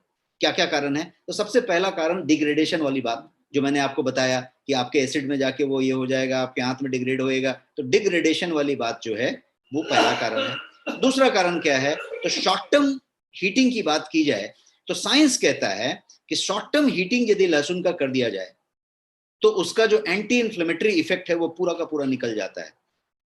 उसमें जो एलिसिन के अंदर का जो इफेक्ट है वो पूरा निकल जाता है शॉर्ट टर्म हीटिंग में। अब आपने दाल में जो छौंक लगाया था उसमें एलिसिन नहीं बचा था, उसका कोई बेनिफिट आपको नहीं मिल रहा। हाँ, अरोमा बहुत अच्छा मिलेगा, दाल का टेस्ट बहुत अच्छा मिलेगा, करी में जो था वो बहुत अच्छा मिलेगा। सब्जी में जो लहसुन काट के जो छौंक में डाल दिया था फ्राई करने के पहले, वो जो है हीट हो गई थी, अब उसमें एंटी इन्फ्लेमेटरी इफेक्ट वाली चीजें ज्यादा बची नहीं है, तो वो अब आपको टेस्ट अरोमा देगी, वो चीज नहीं देगी। तो आप समझ पा रहे हैं मैं क्या कह रहा हूं कि शॉर्ट टर्म हीटिंग उसको डिग्रेड कर देता है, तो इसलिए सप्लीमेंट लेना चाहिए। पहला मैंने बताया था कि आपका खुद ही डिग्रेड हो जाता है, इसलिए सप्लीमेंट लेना चाहिए। और जो तीसरा कारण मैं बताऊंगा वो बताऊंगा ये बैड ओडर वाला, कि आप यदि यहाँ पे इतना खा लें और बदबू आए तो आप खुद को भी हैंडल नहीं कर पाएंगे, तो सामने वाला भी परेशान होएगा। और आज की डेट में हर आदमी कंसस है, सोशल रेपुटेशन रखता है। सोशल ना भी रखे तो फैमिली रेपुटेशन रखता है, आपका फैमिली होता है, बच्चे होते हैं, परिवार होता है। तो आप जो है मुंह में दुर्गंध नहीं रखना चाहेंगे। तो ये सब कारण है। अब जो है यदि आप बात करें अपने इसको सप्लीमेंट के तौर पे लेने की, तो प्रीमियम एलिसिन सप्लीमेंट आपके गोयंग ब्रांड में मौजूद है, और वो जो है जिसका नाम है गारलाइट। गारलाइट के नाम से ये प्रीमियम लहसुन का जो एलिसिन है उसका चीज मौजूद है। वो भी एसेंशियल ऑयल से एक्सट्रैक्ट निकाला हुआ, जो एलिसिन का ऑयल है, लहसुन से एलिसिन का ऑयल निकला, उसके एक्सट्रैक्ट से बना हुआ ये है आपका प्रोडक्ट, जिसका नाम है गारलाइट। लाइट इसलिए कि ये बिल्कुल लाइट है, इसमें कोई बैड ऑर्डर नहीं है, ये किसी तरीके से आपने खा लिया तो आपको हैवी लगेगा, ऐसा बिल्कुल नहीं है। तो प्रीमियम सॉफ्ट जेल कैप्सूल है जो पावर ऑफ एलिसिन के साथ आता है, और 60 सॉफ्ट जेल्स हैं इसके अंदर। मतलब आइल वाली जो कैप्सूल होती है वो 60 सॉफ्ट जेल्स हैं। तो किसी तरीके का बदबू नहीं आना है, किसी तरीके का आपको फील नहीं आना है। आपने एक कैप्सूल लिया, पानी से गल्प किया और आपका काम हो गया। आपने वो सब लहसुन छीला, चबाया, वो किया, ये किया, उसकी जरूरत नहीं है। तो ये है आपका प्रोडक्ट, जो कि क्यों लेना चाहिए मैंने पूरा स्लाइड वही बताया है अभी तक। तो ये बात हो गई। 1 soft gel twice a day or 2 soft gels once a day is fine. It is 100% natural. कोई कंपल्सरी नहीं है और कोई इसका डोज नहीं है।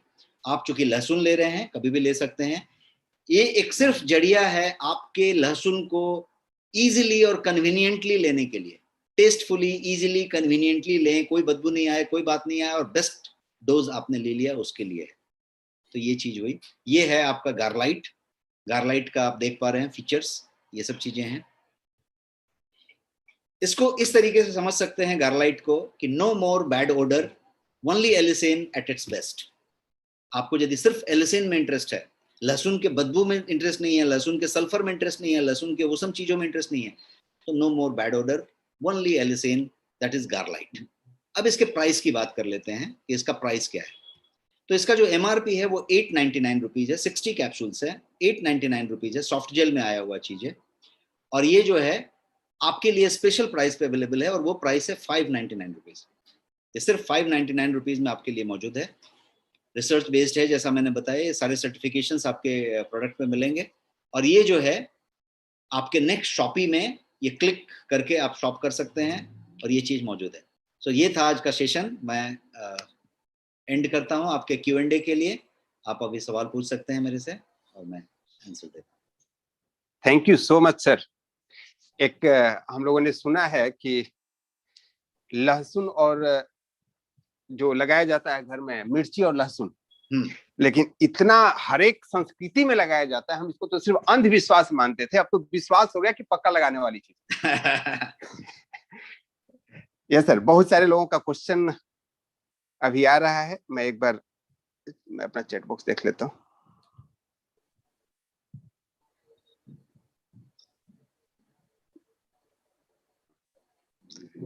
गार्लिक लो ब्लड प्रेशर में भी लिया जा सकता है क्या? मैंने डिटेल में बताया था कि ये हाइपो और हाइपर दोनों में लिया जाता है, बिकॉज ये रेगुलेटर है। तो लो ब्लड प्रेशर को और हाई ब्लड प्रेशर को, दोनों को ये बढ़िया फायदा देता है। इनफैक्ट यूरोप में जिस साइंटिस्ट के साथ मैंने काम किया हुआ है, वो इसको उसके लिए इस्तेमाल करते हैं एक्चुअली, जो सवाल आप पूछ रहे हैं उसके। जी जी जी। एक क्वेश्चन है मनीष जी का कि ओमेगा 3 गोडश्रिम और स्पिरुलिना तीनों साथ में ले सकते हैं क्या? जी बिल्कुल ले सकते हैं, तीनों सप्लीमेंट हैं, आपका कॉम्बिनेशन का कोई मुद्दा नहीं। यस। क्या मधुमेह के रोगी लहसुन को कच्चे रूप में प्रयोग कर सकता है? बिल्कुल, वैदिक जमाने से लेते आ रहे हैं। आप अपने पिताजी से चेक करिए, दादाजी से चेक करिए, सब लोगों ने लिया है। हर एक डायबिटीज पेशेंट यदि कोई ढंग का समझदार आदमी है तो वो लहसुन कच्चा चबा के खाता है। उसी के लिए एडवांस सप्लीमेंट के तौर पे ये हमने गार्लाइट बनाया है कि आपको जो है एक पोट पूरा लहसुन छील के, बैठ के, खा के, चबा के बदबू देने की जरूरत नहीं है। आपने 2 कैप्सूल खा के पानी पी लिया और काम हो गया। तो बिल्कुल लहसुन उसी के लिए है और आपको लेना चाहिए। प्रेग्नेंट लेडीज के लिए कौन सा वीमेन हेल्थ कॉम्बो पैक दे सकते हैं? उनका 6 पॉइंट खून रह गया है, इसके लिए कौन सा प्रोडक्ट लेना है? ये मोहन हरिमोहन आपके पास ऑलरेडी है न्यूट्रीफेम, जो गायनेक भी रिकमेंड करती हैं, बिकॉज उसमें भर के न्यूट्रिएंट्स हैं, भर भर के वाइटल न्यूट्रिएंट हैं, भर भर के वैसे न्यूट्रिएंट हैं जो महिला को उस समय जरूरत है, तो वो है। दूसरा चीज आप ले सकते हैं न्यूट्रीम्यूनो, जो गर्भ में पल रहे बच्चे के लिए बैलेंस न्यूट्रिशन के लिए सब कुछ है। अब देखिए, भारत सरकार हो या बाल महिला कल्याण मंत्रालय हो, आंगनबाड़ी की आशा वर्कर हो, हर आदमी एक ही चीज बताता है कि थाली दिखाता है और कहता है कि पोषण पूरा परफेक्ट होना चाहिए, वो 9 महीना। तो जो पोषण परफेक्ट की बात की है, और मैं तो 9 महीना नहीं बोलूंगा, मैं आगे का भी 6-7 महीना बोलूंगा, बिकॉज लैक्टेटिंग वुमेन, दूध पिलाने वाली माताएं जो हैं, इसके लिए पोषण सबसे बड़ा चीज है। पोषण भी कौन सा पोषण? बैलेंस न्यूट्रिशन, जिसमें कोई भी माइक्रो न्यूट्रिएंट, कोई भी मैक्रो न्यूट्रिएंट कम ना पड़े। तो आपके पास एक प्रोडक्ट है न्यूट्रीम्यूनो, उसको यदि आपने 2 चम्मच रोज लिया तो आपको बैलेंस न्यूट्रिशन कम नहीं पड़ेगा, वो भी आरडीए के हिसाब से। उस पर क्लेम किया हुआ है कि आरडीए के हिसाब से बैलेंस न्यूट्रिशन आपको पूरा होता है, वो उस तरीके से। तो आप वो ले सकते हैं, न्यूट्रीफेम ले सकते हैं। Yes please. जी, एक इकबाल जी का क्वेश्चन है कि सर 24 आवर कोई नशा करता हो, उसको हम कौन सा प्रोडक्ट दें ताकि उसको नशा छूट जाए? आपके पास बहुत सारे ड्रॉप्स हैं, और वो जो ड्रॉप्स ले लेके आप एक तो उसको कम कर सकते हैं, नशा को कम कर सकते हैं, क्योंकि आपको क्या बोलते हैं, उसके लत से बाहर आना है। और हमने आपको ऐसे बहुत सारे ड्रॉप्स के बारे में, अभी सारे सेशन खत्म कर लिए हमने, बट ड्रॉप के बारे में बताया है। आप यूट्यूब में सेशंस देख सकते हैं, तो आपके पास अवेलेबल हैं। कुछ चीज़ें हमने आपको बताई हैं कि जैसे आपके पास एक कलरोफिल है ना। कलरोफिल जो है, आपको जो है उधर से क्या बोलते हैं, आपका नशा तो छोड़ दीजिए, आप यदि बहुत सारा चाय पीते हैं, कैफीन पीते हैं और ऐसी चीज़ें करते हैं, कॉफ़ी के एडिक्ट हैं, तो उसमें भी आपको वो कम करता है, और जो है आप ड्रॉप लेके कर सकते हैं। एक जो नशा को छोड़ने के लिए यदि आप 5 ड्रॉप है, तो आप कंफ्यूज रहेंगे कि ये लेना चाहिए, वो लेना चाहिए। आप सब लीजिए, सब मिला मिला के ले लीजिए, या एक के बाद दूसरा लीजिए, चलेगा। लेकिन यदि आप मेरे से पूछते हैं तो मैं आपको बताऊंगा, एक्टिव लाइफ बोल के एक ड्रॉप है आपके पास, active LYF, active life.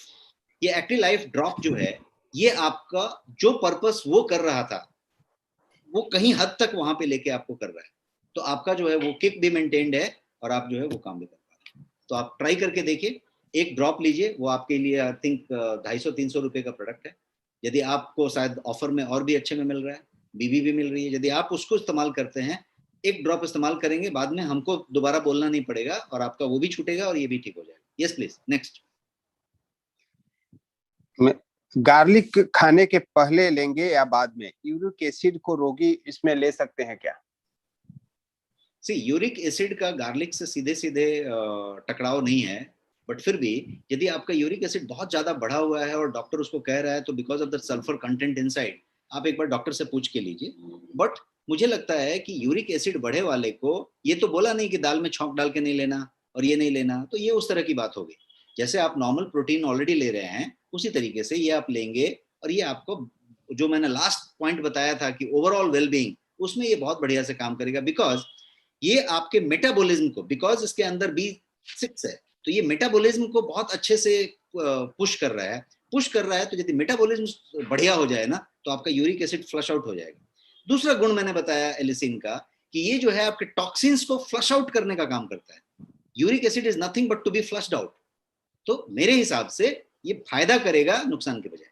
Yes please. Weight management का कैम्बो पैक ले रहा हूँ, कॉन्स्टिपेशन हो रहा है, इसमें क्या उसका वह कारण है या कोई और कारण? वेट मैनेजमेंट में आपके पास एक सामान है, स्लिम एंड डिटॉक्स। वो आपके कैसे भी कॉन्स्टिपेशन को क्लियर कर देगा। यदि कॉन्स्टिपेशन हो रहा है तो आप दूसरे कारणों की तरफ ध्यान दें। दूसरा कारण हो सकता है आपका टाइमिंग, आपका प्रेशर आने का टाइम, आपके सोने और जगने का टाइम, आप किस तरीके का खाना खाते हैं। यदि आप प्रोसेस्ड फूड खा रहे हैं, बहुत सारा प्रोसेस्ड फ्लोर खा रहे हैं, मैदा खा रहे हैं, तो उसको बंद करिए। ब्रेड, बिस्किट, फरसान, नमकीन, ऐसे टाइप की चीजों को बंद कीजिए। फिजिकल एक्टिविटी पे नोटिस कीजिए कि आप कितना चलते हैं, कितना एक्टिव रहते हैं। यदि बैठे ही रह रहे हैं तो सिटिंग इज नेक्स्ट स्मोकिंग, तो वो एक बात हो सकती है। फाइबर इनटेक कितना ले रहे हैं, फाइबर, चोकर वाला आटा और ये और वो रुखला चीज कितना ले रहे हैं, पत्तेदार सब्जियां कितने ले रहे हैं, फाइबर पे बात कीजिए। और इन सब चीजों को देखिए। आपके पास जो प्रोडक्ट है स्लिम एंड डिटॉक्स, उस किट में, वो बड़े बड़े कब्ज को ठीक कर देता है। तो आपका कोई यदि उसके बाद भी कब्ज हो रहा है, तो बाकी चीजों पे ध्यान दीजिए। बहुत सारा चाय पी रहे हैं क्या, टाइमिंग का गड़बड़ी हो रहा है क्या, खाने का टाइम गड़बड़ हो रहा है क्या, खाने के 1 घंटे के अंदर सो जा रहे हैं क्या रात में, रात का डिनर के 1 घंटे के बाद यदि आप सो जा रहे हैं तो प्रॉब्लम कर रहे हैं, क्योंकि आपका खाना सड़ते रहता है, वो जो है प्रोसेस नहीं हो रहा है। सोने के 2 घंटे पहले आपका डिनर खत्म हो जाना चाहिए। तो उस तरीके की चीजें करिए और आपको फायदा मिलेगा। Yes please. प्रवीण राजपुरोहित जी का पूछना है, व्हाइट स्पॉट के लिए कौन सा प्रोडक्ट लेना बेहतर होगा? Skin problem. No, we do not have any product for white screen. पहले ये समझिए कि यदि इस तरीके के कोई सवाल पूछते हैं कि इस बीमारी में कौन सा लेंगे, we do not have any product in going जो बीमारी का इलाज है। ये सारे सप्लीमेंट्स हैं। अब आप सप्लीमेंट के तौर पे लेने के लिए सवाल यदि पूछेंगे, तो मैं बताऊंगा कि नोनी लीजिए या कोई एंटीऑक्सीडेंट लीजिए। आपके पास टेराबेरीज भी है। नोनी टेराबेरीज आपको बेहतर करेगा, लेकिन आपको उसके लिए डॉक्टर से मिलना पड़ेगा, डर्मेटोलॉजिस्ट को मिलना पड़ेगा, और उसकी इलाज वो बताएगा बीमारी का। Yes please. बहुत ज्यादा गैस बनता है सर, पेट तो बढ़ा आपके हुआ है। बेहतरीन प्रोडक्ट है गैस के लिए, जिसका नाम है डाइजेस्ट ड्रॉप है, जिसमें अजवाइन, धनिया और सौंफ, फेनल सीड, इसका जो है अर्क है, मतलब उसका एक्सट्रैक्ट और उसका एसेंशियल ऑयल से निकाला हुआ चीज है, जो वाटर में पूरा सॉल्युबल है। तो आप 2 फक्का अजवाइन खाएं, धनिया खाएं और वो सौंफ खाएं के बजाय आपने वो 4 बूंद टपका के ग्लास में लिया है, वो उतना बढ़िया चीज है। और आप लेके देखिए, आपको बेहतरीन रिजल्ट मिलेगा। जी। क्या सॉफ्ट जेल में जो एलिसिन है उस पे कोटेड किया हुआ है, वो बड़ी आंत में खुलेगा या बीच में डिग्रेड नहीं होगा? नहीं नहीं नहीं, वो तो आपके आमाशय में ही डिग्रेड हो जाता है। जो सॉफ्ट जेल होता है वो आमाशय में जाने के बाद वो पूरा का पूरा डिग्रेड होके आपके मेडिसिन, वो सिर्फ उतने के लिए है कि आपके मुंह में और फूड पाइप में वो सॉफ्ट जेल के अंदर ट्रैवल कर जाए, उतने के लिए होता है। राजेश मिश्रा जी पूछ रहे हैं, क्या नोनी और एलोवेरा साथ में लिया जा सकता है? जिस बिल्कुल ले सकते हैं, बट आपको साथ में लेने की क्या जरूरत पड़ रही है? कोई एक ही लीजिए एक टाइम में, उसको दूसरे वक्त में ले लीजिए। अस्थमा में गार्लिक सप्लीमेंट ले सकते हैं क्या सर? बहुत बढ़िया से, मैंने तो आपको बताया कि इजिप्ट में, बेबीलोन में, पुरानी सभ्यताओं में आज से 4,000 5,000 साल पहले इसका वर्णन है कि उन्होंने उसके लिए किया। जिन्होंने, जो हिपोक्रेट्स ने, जो वेस्टर्न मेडिसिन के फादर माने जाते हैं, उन्होंने इसी बीमारी के लिए इसको प्रेस्क्राइब किया पहली बार जी। बट ऐसा है कि यदि अस्थमा आपका बहुत क्रॉनिक है और यदि आपका मतलब डॉक्टरी ट्रीटमेंट में है, तो इसका जो पंजेंसी है, इसका जो सल्फर है, आपको थोड़ा सा कॉम्प्लिकेशन कर सकता है। तो उसके फायदे के लिए है, लेकिन उसमें कॉम्प्लिकेशन भी कर सकता है। तो एक चीज समझना है कि पानी भी यदि एडवर्स टाइम में पिया तो नुकसान कर सकता है। तो यदि आप किसी चीज के ट्रीटमेंट में हैं, यदि वो डॉक्टर उसको उतना ट्रीट कर रहे हैं, यदि आप नॉर्मल अस्थमा के रोगी हैं, आपको फायदा करेगा। लेकिन ऐसे अस्थमा में है जिसमें डॉक्टर के एकदम निगरानी में है, तो डॉक्टर से पूछ के ही आप कुछ भी लेंगे, पूछ के लीजिए। yes, बॉडी सेल्स के रीजनरेशन के लिए कौन सा सप्लीमेंट देना बेहतर है? You already have टेराबेरी नाम का चीज, and I think we had a wonderful session on the other day, जहाँ पे 1,000 से ज्यादा लोगों ने उसको अटेंड किया, और अभी भी यूट्यूब में शायद अवेलेबल है, you can see it out. Wonderful product you have, terraberries with highest ORAC value, और आप उसको एनी टाइम इस्तेमाल कर सकते हैं। सर एक बार बार रवि जी का क्वेश्चन आ रहा है कि सर बॉडी इन्फ्लेमेशन की आप बात करते हैं, मैं समझ नहीं पाया क्या होता है, एक बार हिंदी में समझा दें वापस। बॉडी इन्फ्लेमेशन एक ऐसी चीज है कि आपका शरीर, जब आप सुबह सो के उठते हैं और रात को सोने को जाते हैं, ये पूरा का पूरा जो पीरियड है, 12 घंटा, 16 घंटा, 18 घंटा, जितना देर आप जगे रहते हैं, बॉडी आपका इन्फ्लेमेट होता रहता है। इन्फ्लेमेट होता रहता है मतलब आप समझ लीजिए वो रेडिश होता जा रहा है, उस पर जो है पीड़ा होती जा रही है, वो जो है वो इन्फ्लेमेशन बढ़ रहा है। तो इन्फ्लेमेशन ही आपका पेन करता है, इन्फ्लेमेशन ही आपको तकलीफ लाता है, इन्फ्लेमेशन आपकी बीमारियों को पैदा करता है, इन्फ्लेमेशन ही आपको पेन करता है। जॉइंट में इन्फ्लेमेशन हुआ तो आपका क्या बोलते हैं, आर्थराइटिस हो गया। यहाँ पे इन्फ्लेमेशन हुआ, वहां पे इन्फ्लेमेशन हुआ, आपका साइटिका, क्या बोलते हैं उसको, जो आपके यहाँ पे कोई तकलीफ हो रही है, पॉइंट पे तकलीफ हो रही है, कहीं पे यदि कुछ हो रहा है, it's all inflammation, inflammation, inflammation. अब जो है इन्फ्लेमेशन, जब आप सोते हैं तो इन्फ्लेमेशन कम होता है। शरीर नेचुरल तरीके से ऐसा बनाया गया है कि आप जो है 16 घंटा जगे और 8 घंटा सो जाए। 8 घंटा जब सोते हैं, शरीर जब डीप स्लीप में जाता है, तो इन्फ्लेमेशन सेटल डाउन होता है, क्लींजिंग चालू होता है, इन्फ्लेमेशन कम होता है। लेकिन यदि आपके सोने का टाइम कम हो गया, डीप स्लीप नहीं हो रहा है, आप ऐसा कुछ चीजें खा रहे हैं जिससे इन्फ्लेमेट हो रहा है, आपकी जो प्रकृति है, जो मतलब वात कफ पित्त कहते हैं, उस प्रकृति के साथ आप छेड़छाड़ कर रहे हैं, तो विकृति होगी, आपको वात या कफ या पित्त की विकृति हो जाएगी, और वो सारी विकृति इन्फ्लेमेशन ही है। चाइनीज ट्रेडिशनल मेडिसिन में यिंग यांग कहते हैं, उसमें भी ठंडा गर्म बोल के वो विकृति ही बताते हैं, यहाँ पे भी विकृति ही बताते हैं। एलोपैथ में जाएंगे, वहां भी विकृति ही बताते हैं। वो कह रहे हैं कि आपका क्या बोलते हैं, सी रिएक्टिव प्रोटीन बढ़ गया है, सीआरपी कहते हैं। आप जब ब्लड टेस्ट कराते हैं तो सीआरपी आता है, सीआरपी मतलब सी रिएक्टिव प्रोटीन बढ़ गया, मतलब क्या हुआ, इन्फ्लेमेशन हाई है। अब इन्फ्लेमेशन हाई का कारण पता करना पड़ेगा, ये तो लक्षण आया, अब कारण पता करना पड़ेगा, कारण क्या है। तो कारण ये हो सकता है कि कहीं पे पेन है, कहीं पे सूजा हुआ है, कहीं पे इन्फ्लेमेशन बढ़ा पड़ा है, कहीं पे ट्यूमर हो गया है, कहीं पे कैंसर हो गया है, कहीं पे कुछ बात हो रही है, कहीं पे डायबिटीज हो रहा है और आपको पता नहीं। तो उसका और इन्वेस्टिगेशन किया जाता है, तब अंत में निकलता है कि ये है। अब उस इन्फ्लेमेशन को, जो नेचुरल प्रोसेस है रोज होने का, उसको रोज कम भी करना चाहिए। यदि कम नहीं होता है तो there are so many things, जितनी भी बातें हम कर रहे हैं वो इन्फ्लेमेशन को कम करती हैं, और यदि आप इन्फ्लेमेशन को कंट्रोल में रखें तो सब चीज ठीक है। Inflammation is the root cause of diabetes, inflammation is the root cause of cardiac बीमारी, inflammation is root cause of lot of disease. ये बात I hope I have explained you. Right sir. Sir बहुत सारे लोगों के question को मैं ही जवाब दे देता हूँ। कुछ लोग बोले हैं टेरीबेरीज का क्या फायदा है, कुछ लोग बोलते हैं पाइल्स भी में कौन सा काम आता है। सारा चीज हमारे यूट्यूब वीडियो पे अवेलेबल है। सर का सेशन सारा नेक्स्ट मनी के जो यूट्यूब वीडियो है उस पर अवेलेबल है, कृपया वहां जाकर के देख लें। टेरीबेरीज के फायदा क्या है उस सेशन में दिया हुआ, एक्सप्लेन किया हुआ है। तो ऐसे अगर हम लोग समय खराब करेंगे तो पूरा नहीं हो पाएगा। तो कोई भी पुराने प्रोडक्ट्स के बारे में आपको जानकारी लेनी है तो वह सेशन का वीडियो पूरा अपलोड है, क्वेश्चन आंसर के साथ है, तो आप उसको देखें तो ज्यादा बेहतर होगा। सर सुनील पाटिल जी कहते हैं मिल्क से कंस्टिपेशन हो रहा है, प्लीज सजेस्ट क्या करना चाहिए? मेरे हिसाब से नहीं लेना चाहिए। जी सर। हो रहा है, सी हर आदमी अलग हो सकता है। जैसा मैंने आपको बताया कि आपका उस दिन हमने बताया था फूड इंटॉलरेंस टेस्ट के बारे में, हमने ये कहा था कि आपका जब शरीर किसी चीज को दुश्मन मान लेता है तो अलग अलग तरीके से रिएक्ट करता है, और कोई चीज जो आप बचपन से अभी तक लेते आ रहे हैं हो सकता है कि आपके लिए अभी सुटेबल ना रह गया हो। कॉन्स्टिपेशन एक ऐसी चीज है जो आप बेस्ट जज हैं, आप बता सकते हैं कि किस वजह से हो रहा है, और यदि मिल्क से हो रहा है तो आप रोक के देखिए, यदि रोक देने से 1 हफ्ता बंद कर दीजिए, यदि नहीं हो रहा है तो रोके रखिए, यदि बंद करने के बाद भी हो रहा है तो फिर चालू कर दीजिए। तो ट्रायल एंड एरर वाली बात है। लेकिन ऐसा माना गया है कि यदि सोते समय आप गर्म दूध पीते हैं 1 कप या 1 ग्लास, तो उसको अच्छा माना गया है उल्टा कॉन्स्टिपेशन के लिए। तो ये डिपेंड करता है आप कैसे करते हैं। बट कॉन्स्टिपेशन के लिए 2-4 रामबाण तरीके हैं। सबसे पहला तरीका है कि स्लिम एंड डिटॉक्स नाम का एक चीज है, उसको आप 2 बार लीजिए, कॉन्स्टिपेशन का बाप भी क्लियर हो जाएगा, क्योंकि वो पूरा का पूरा जो कोलोन है आपका, लार्ज इंटेस्टाइन है, उसके पूरे टॉक्सिक को फ्लश आउट कर डालेगा, पहली चीज। दूसरा चीज, आप नोनी लेके भी कॉन्स्टिपेशन कम कर सकते हैं, मतलब डिटॉक्स हो के मॉडल में। तो ये दोनों नेचुरल तरीके हुए, लेकिन स्लिम एंड डिटॉक्स ज्यादा बेहतर है।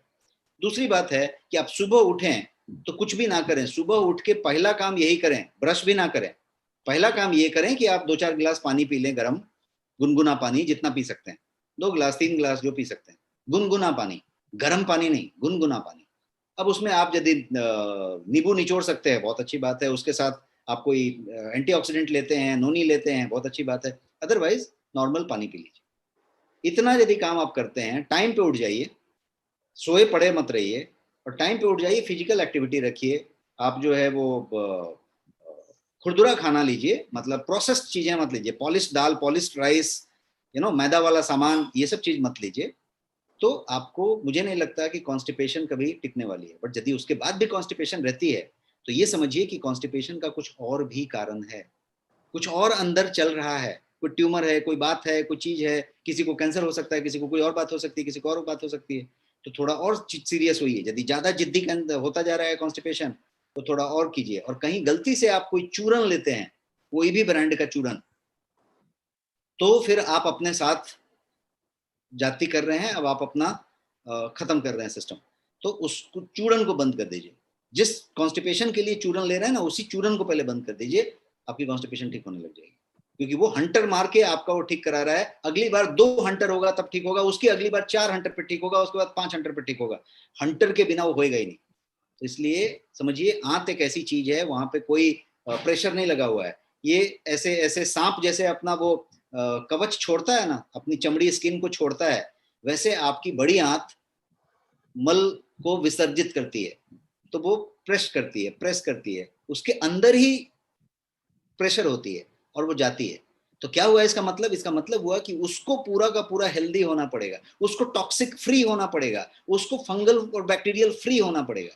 तो डिटॉक्स हो जाए एक बार, पंचकर्मा होता है, बहुत सीरियस है तो एनिमा करके देख लीजिए। एनिमा एक होता है आयुर्वेद में और सब पंचकर्मा में, एनिमा कर लीजिए, 6 महीने में एक बार कर लीजिए, कभी दूसरा मेथड कर लीजिए जरूरत पड़ गया तो। कॉन्स्टिपेशन एक ऐसी चीज है कि यदि आप चाहें तो हो ही नहीं सकता, आप क्लियर कर सकते हैं। और यदि उसके बाद भी हो रहा है तो कहीं पे आप ठीक से नहीं चाह रहे हैं। मैंने इतनी सारी बातें बताई, आप कोई भी चाह के देखिए, ये वर्किंग होएगा। Yes please. और आपके पास बिना पंचकर्मा कराए यदि सप्लीमेंट से डिटॉक्स होना है तो आपके पास वंडरफुल प्रोडक्ट है, स्लिम एंड डिटॉक्स। इतना वंडरफुल है कि आपके पेट की कोई भी व्याधि हो, इंक्लूडिंग पाइल्स, तो आप जो है स्लिम एंड डिटॉक्स को 60 दिन इस्तेमाल करें, और उसके बाद हमें बोलना जरूरत नहीं पड़ेगा, आप इसको सबको रिकमेंड करते बैठेंगे, ऐसा चीज हो जाएगा। Yes please. सर, एक गोविंद शर्मा जी लिखते हैं, माय मदर इज हीवेल्ड pressure 12 year meditation and all body सूजन। अब मैं समझ नहीं पा रहा हूँ ये बोलना क्या चाह रहे हैं। मैंने भी पढ़ा, आई कुड नॉट अंडरस्टैंड। जी, तो एक बार मैं उनको अनम्यूट करता हूँ, क्योंकि बहुत बार से वो क्वेश्चन कर रहे हैं। उनको एक बार, गोविंद शर्मा जी, आप अपना क्वेश्चन पूछ लीजिए, क्योंकि आप जो लिखे हैं समझ नहीं पा रहा हूँ मैं। सर नमस्कार। नमस्कार सर। सर मेरी मदर है 60 साल की। ओके। सर उनको हाई ब्लड प्रेशर की बीमारी है। वो 60 साल मतलब कम से कम 12-15 साल हो गए, तो वो रेगुलर दवाई ले रही हैं। ओके। दिन में कम से कम 10 गोली लेती हैं सर, और उनके शरीर पे पूरे पे गोली देना सर। पड़ रहा है? जी सर। 10 गोली क्यों देना पड़ रहा है? सर वो कह रहे हैं ये दवाई तो लेनी पड़ेगी आपको, नहीं तो अन्यथा नहीं बचेंगे ऐसे। नहीं, मेरा सजेशन होगा कि आप किसी थर्ड ओपिनियन लें, एक किसी दूसरे विशेषज्ञ से मिलें, किसी डॉक्टर से मिलें, गुड फिजिशियन से मिलें, किसी भी कार्डियोलॉजिस्ट से मिलें, और आप इनकी दवा को रिव्यू करा के लें. This is not proper. Blood pressure के लिए बेहतरीन दवाइयां मौजूद हैं और फिजिशियन आपको दवाई देंगे. एक गोली, इतनी छोटी गोली रोज सुबह लेने से आपको जो है ब्लड प्रेशर पूरा कंट्रोल में रहेगा. यदि नहीं रहता है तो डॉक्टर को चेंज करके आप देख लीजिए. ये जो 10 गोली की बात कर रहे हैं, मुझे कहीं पे इसी में गड़बड़ी लग रही है. जी सर, जी सर. आप एक डॉक्टर चेंज करके देखिए, एक ढंग के डॉक्टर को दिखाइए. छोटा सब्जेक्ट नहीं है. और एक सर स्पेशलिस्ट डॉक्टर नहीं चाहिए इसमें, आपको एक कार्डियोलॉजिस्ट चाहिए बस. जी सर. कार्डियोलॉजिस्ट आपको बताएंगे जी सर. एक क्वेश्चन और था मेरा. जी सर. की रीडिंग कितनी रहती है? जी सर. ब्लड प्रेशर की रीडिंग कितनी रहती है? सर ब्लड प्रेशर कभी तो 110-15 पे पहुंच जाता है. अब नॉर्मल रहता है, दवाई लेती हैं तब. हाँ, तो दवाई लेती हैं तो नॉर्मल रहता है तो अच्छी बात है. लेकिन ये आप 10 दवाई और 8 दवाई की गोली जो बोल रहे हैं वो क्यों है, ये मैं समझा नहीं. इतना तो दवाई नहीं होता है. जैसे सुबह के टाइम लेते हैं 3 दवाई, तो दोपहर में 2 टाइम और चीजों की दवाई होंगी. ब्लड प्रेशर के लिए यदि 10 दवाई है तो फिर आप उसको एक बार चेक करवा लीजिए. जी सर. और एक पूरे शरीर पे सूजन रहता है सर. नहीं, शरीर पे जो सूजन रहता है ये इन्फ्लेमेशन की वजह से. आप किसी दूसरे ने सवाल पूछा था, आप इस चीज को समझ लीजिए, इन्फ्लेमेशन की वजह से. अब इन्फ्लेमेशन किस वजह से है ये पता करने की बात है, आप समझे. जी सर. तो इन्फ्लेमेशन के लिए आपको क्या करना पड़ेगा कि आपके पास भी एक चीज मौजूद है जिसपे पूरा का पूरा आपका वॉलेट यूटिलाइजेशन है, वो है नेक स्कैन. तो आप एक बार नेक स्कैन उनका करवा दें, जिसमें कि घर से सैंपल कलेक्ट कर लेगा टेक्नीशियन आके, और पूरा एक आपको जो है 130 पैरामीटर का रिपोर्ट आ जाएगा. और उस रिपोर्ट में आपको पूरा चीज पता चल जाएगा कि कहाँ पे क्या है. उसमें आपको सीआरपी वैल्यू मिल जाएगी, सी रिएक्टिव प्रोटीन कितनी है, इन्फ्लेमेशन कितना है, क्यों है, क्या रीजन है, बहुत सारा कुछ आपको निकल के आ जाएगा. जब वो निकल के आ जाएगा तब कोई डॉक्टर आपको बढ़िया से ट्रीट करेगा. Thank you sir. Sir Bhupendra Singh ji का क्वेश्चन है कि नेक्स्ट स्कैन जो लोग कराते हैं, क्या उनके बाद सजेशन देने का अपने पास कोई प्लेटफॉर्म है, कोई तरीका है? बहुत जल्द होने वाला है. अभी जून के महीने में ही कभी ना कभी आपको अनाउंसमेंट मिल जाएगा सीएमडी सर की तरफ से, जहां पे आपको डॉक्टर जो है उसको परामर्श देने के लिए भी मौजूद हो जाएंगे. और वो सिस्टम आपके पास बहुत जल्दी एक्टिवेट होने जा रहा है, जहाँ पे आपके पास न्यूट्रिशनिस्ट होंगे, डॉक्टर होंगे, कंसल्टेंट्स होंगे, जो आपको अवेलेबल होंगे. आप उसको भी बुक कर सकते हैं और उसके साथ कंसल्टेशन ले सकते हैं.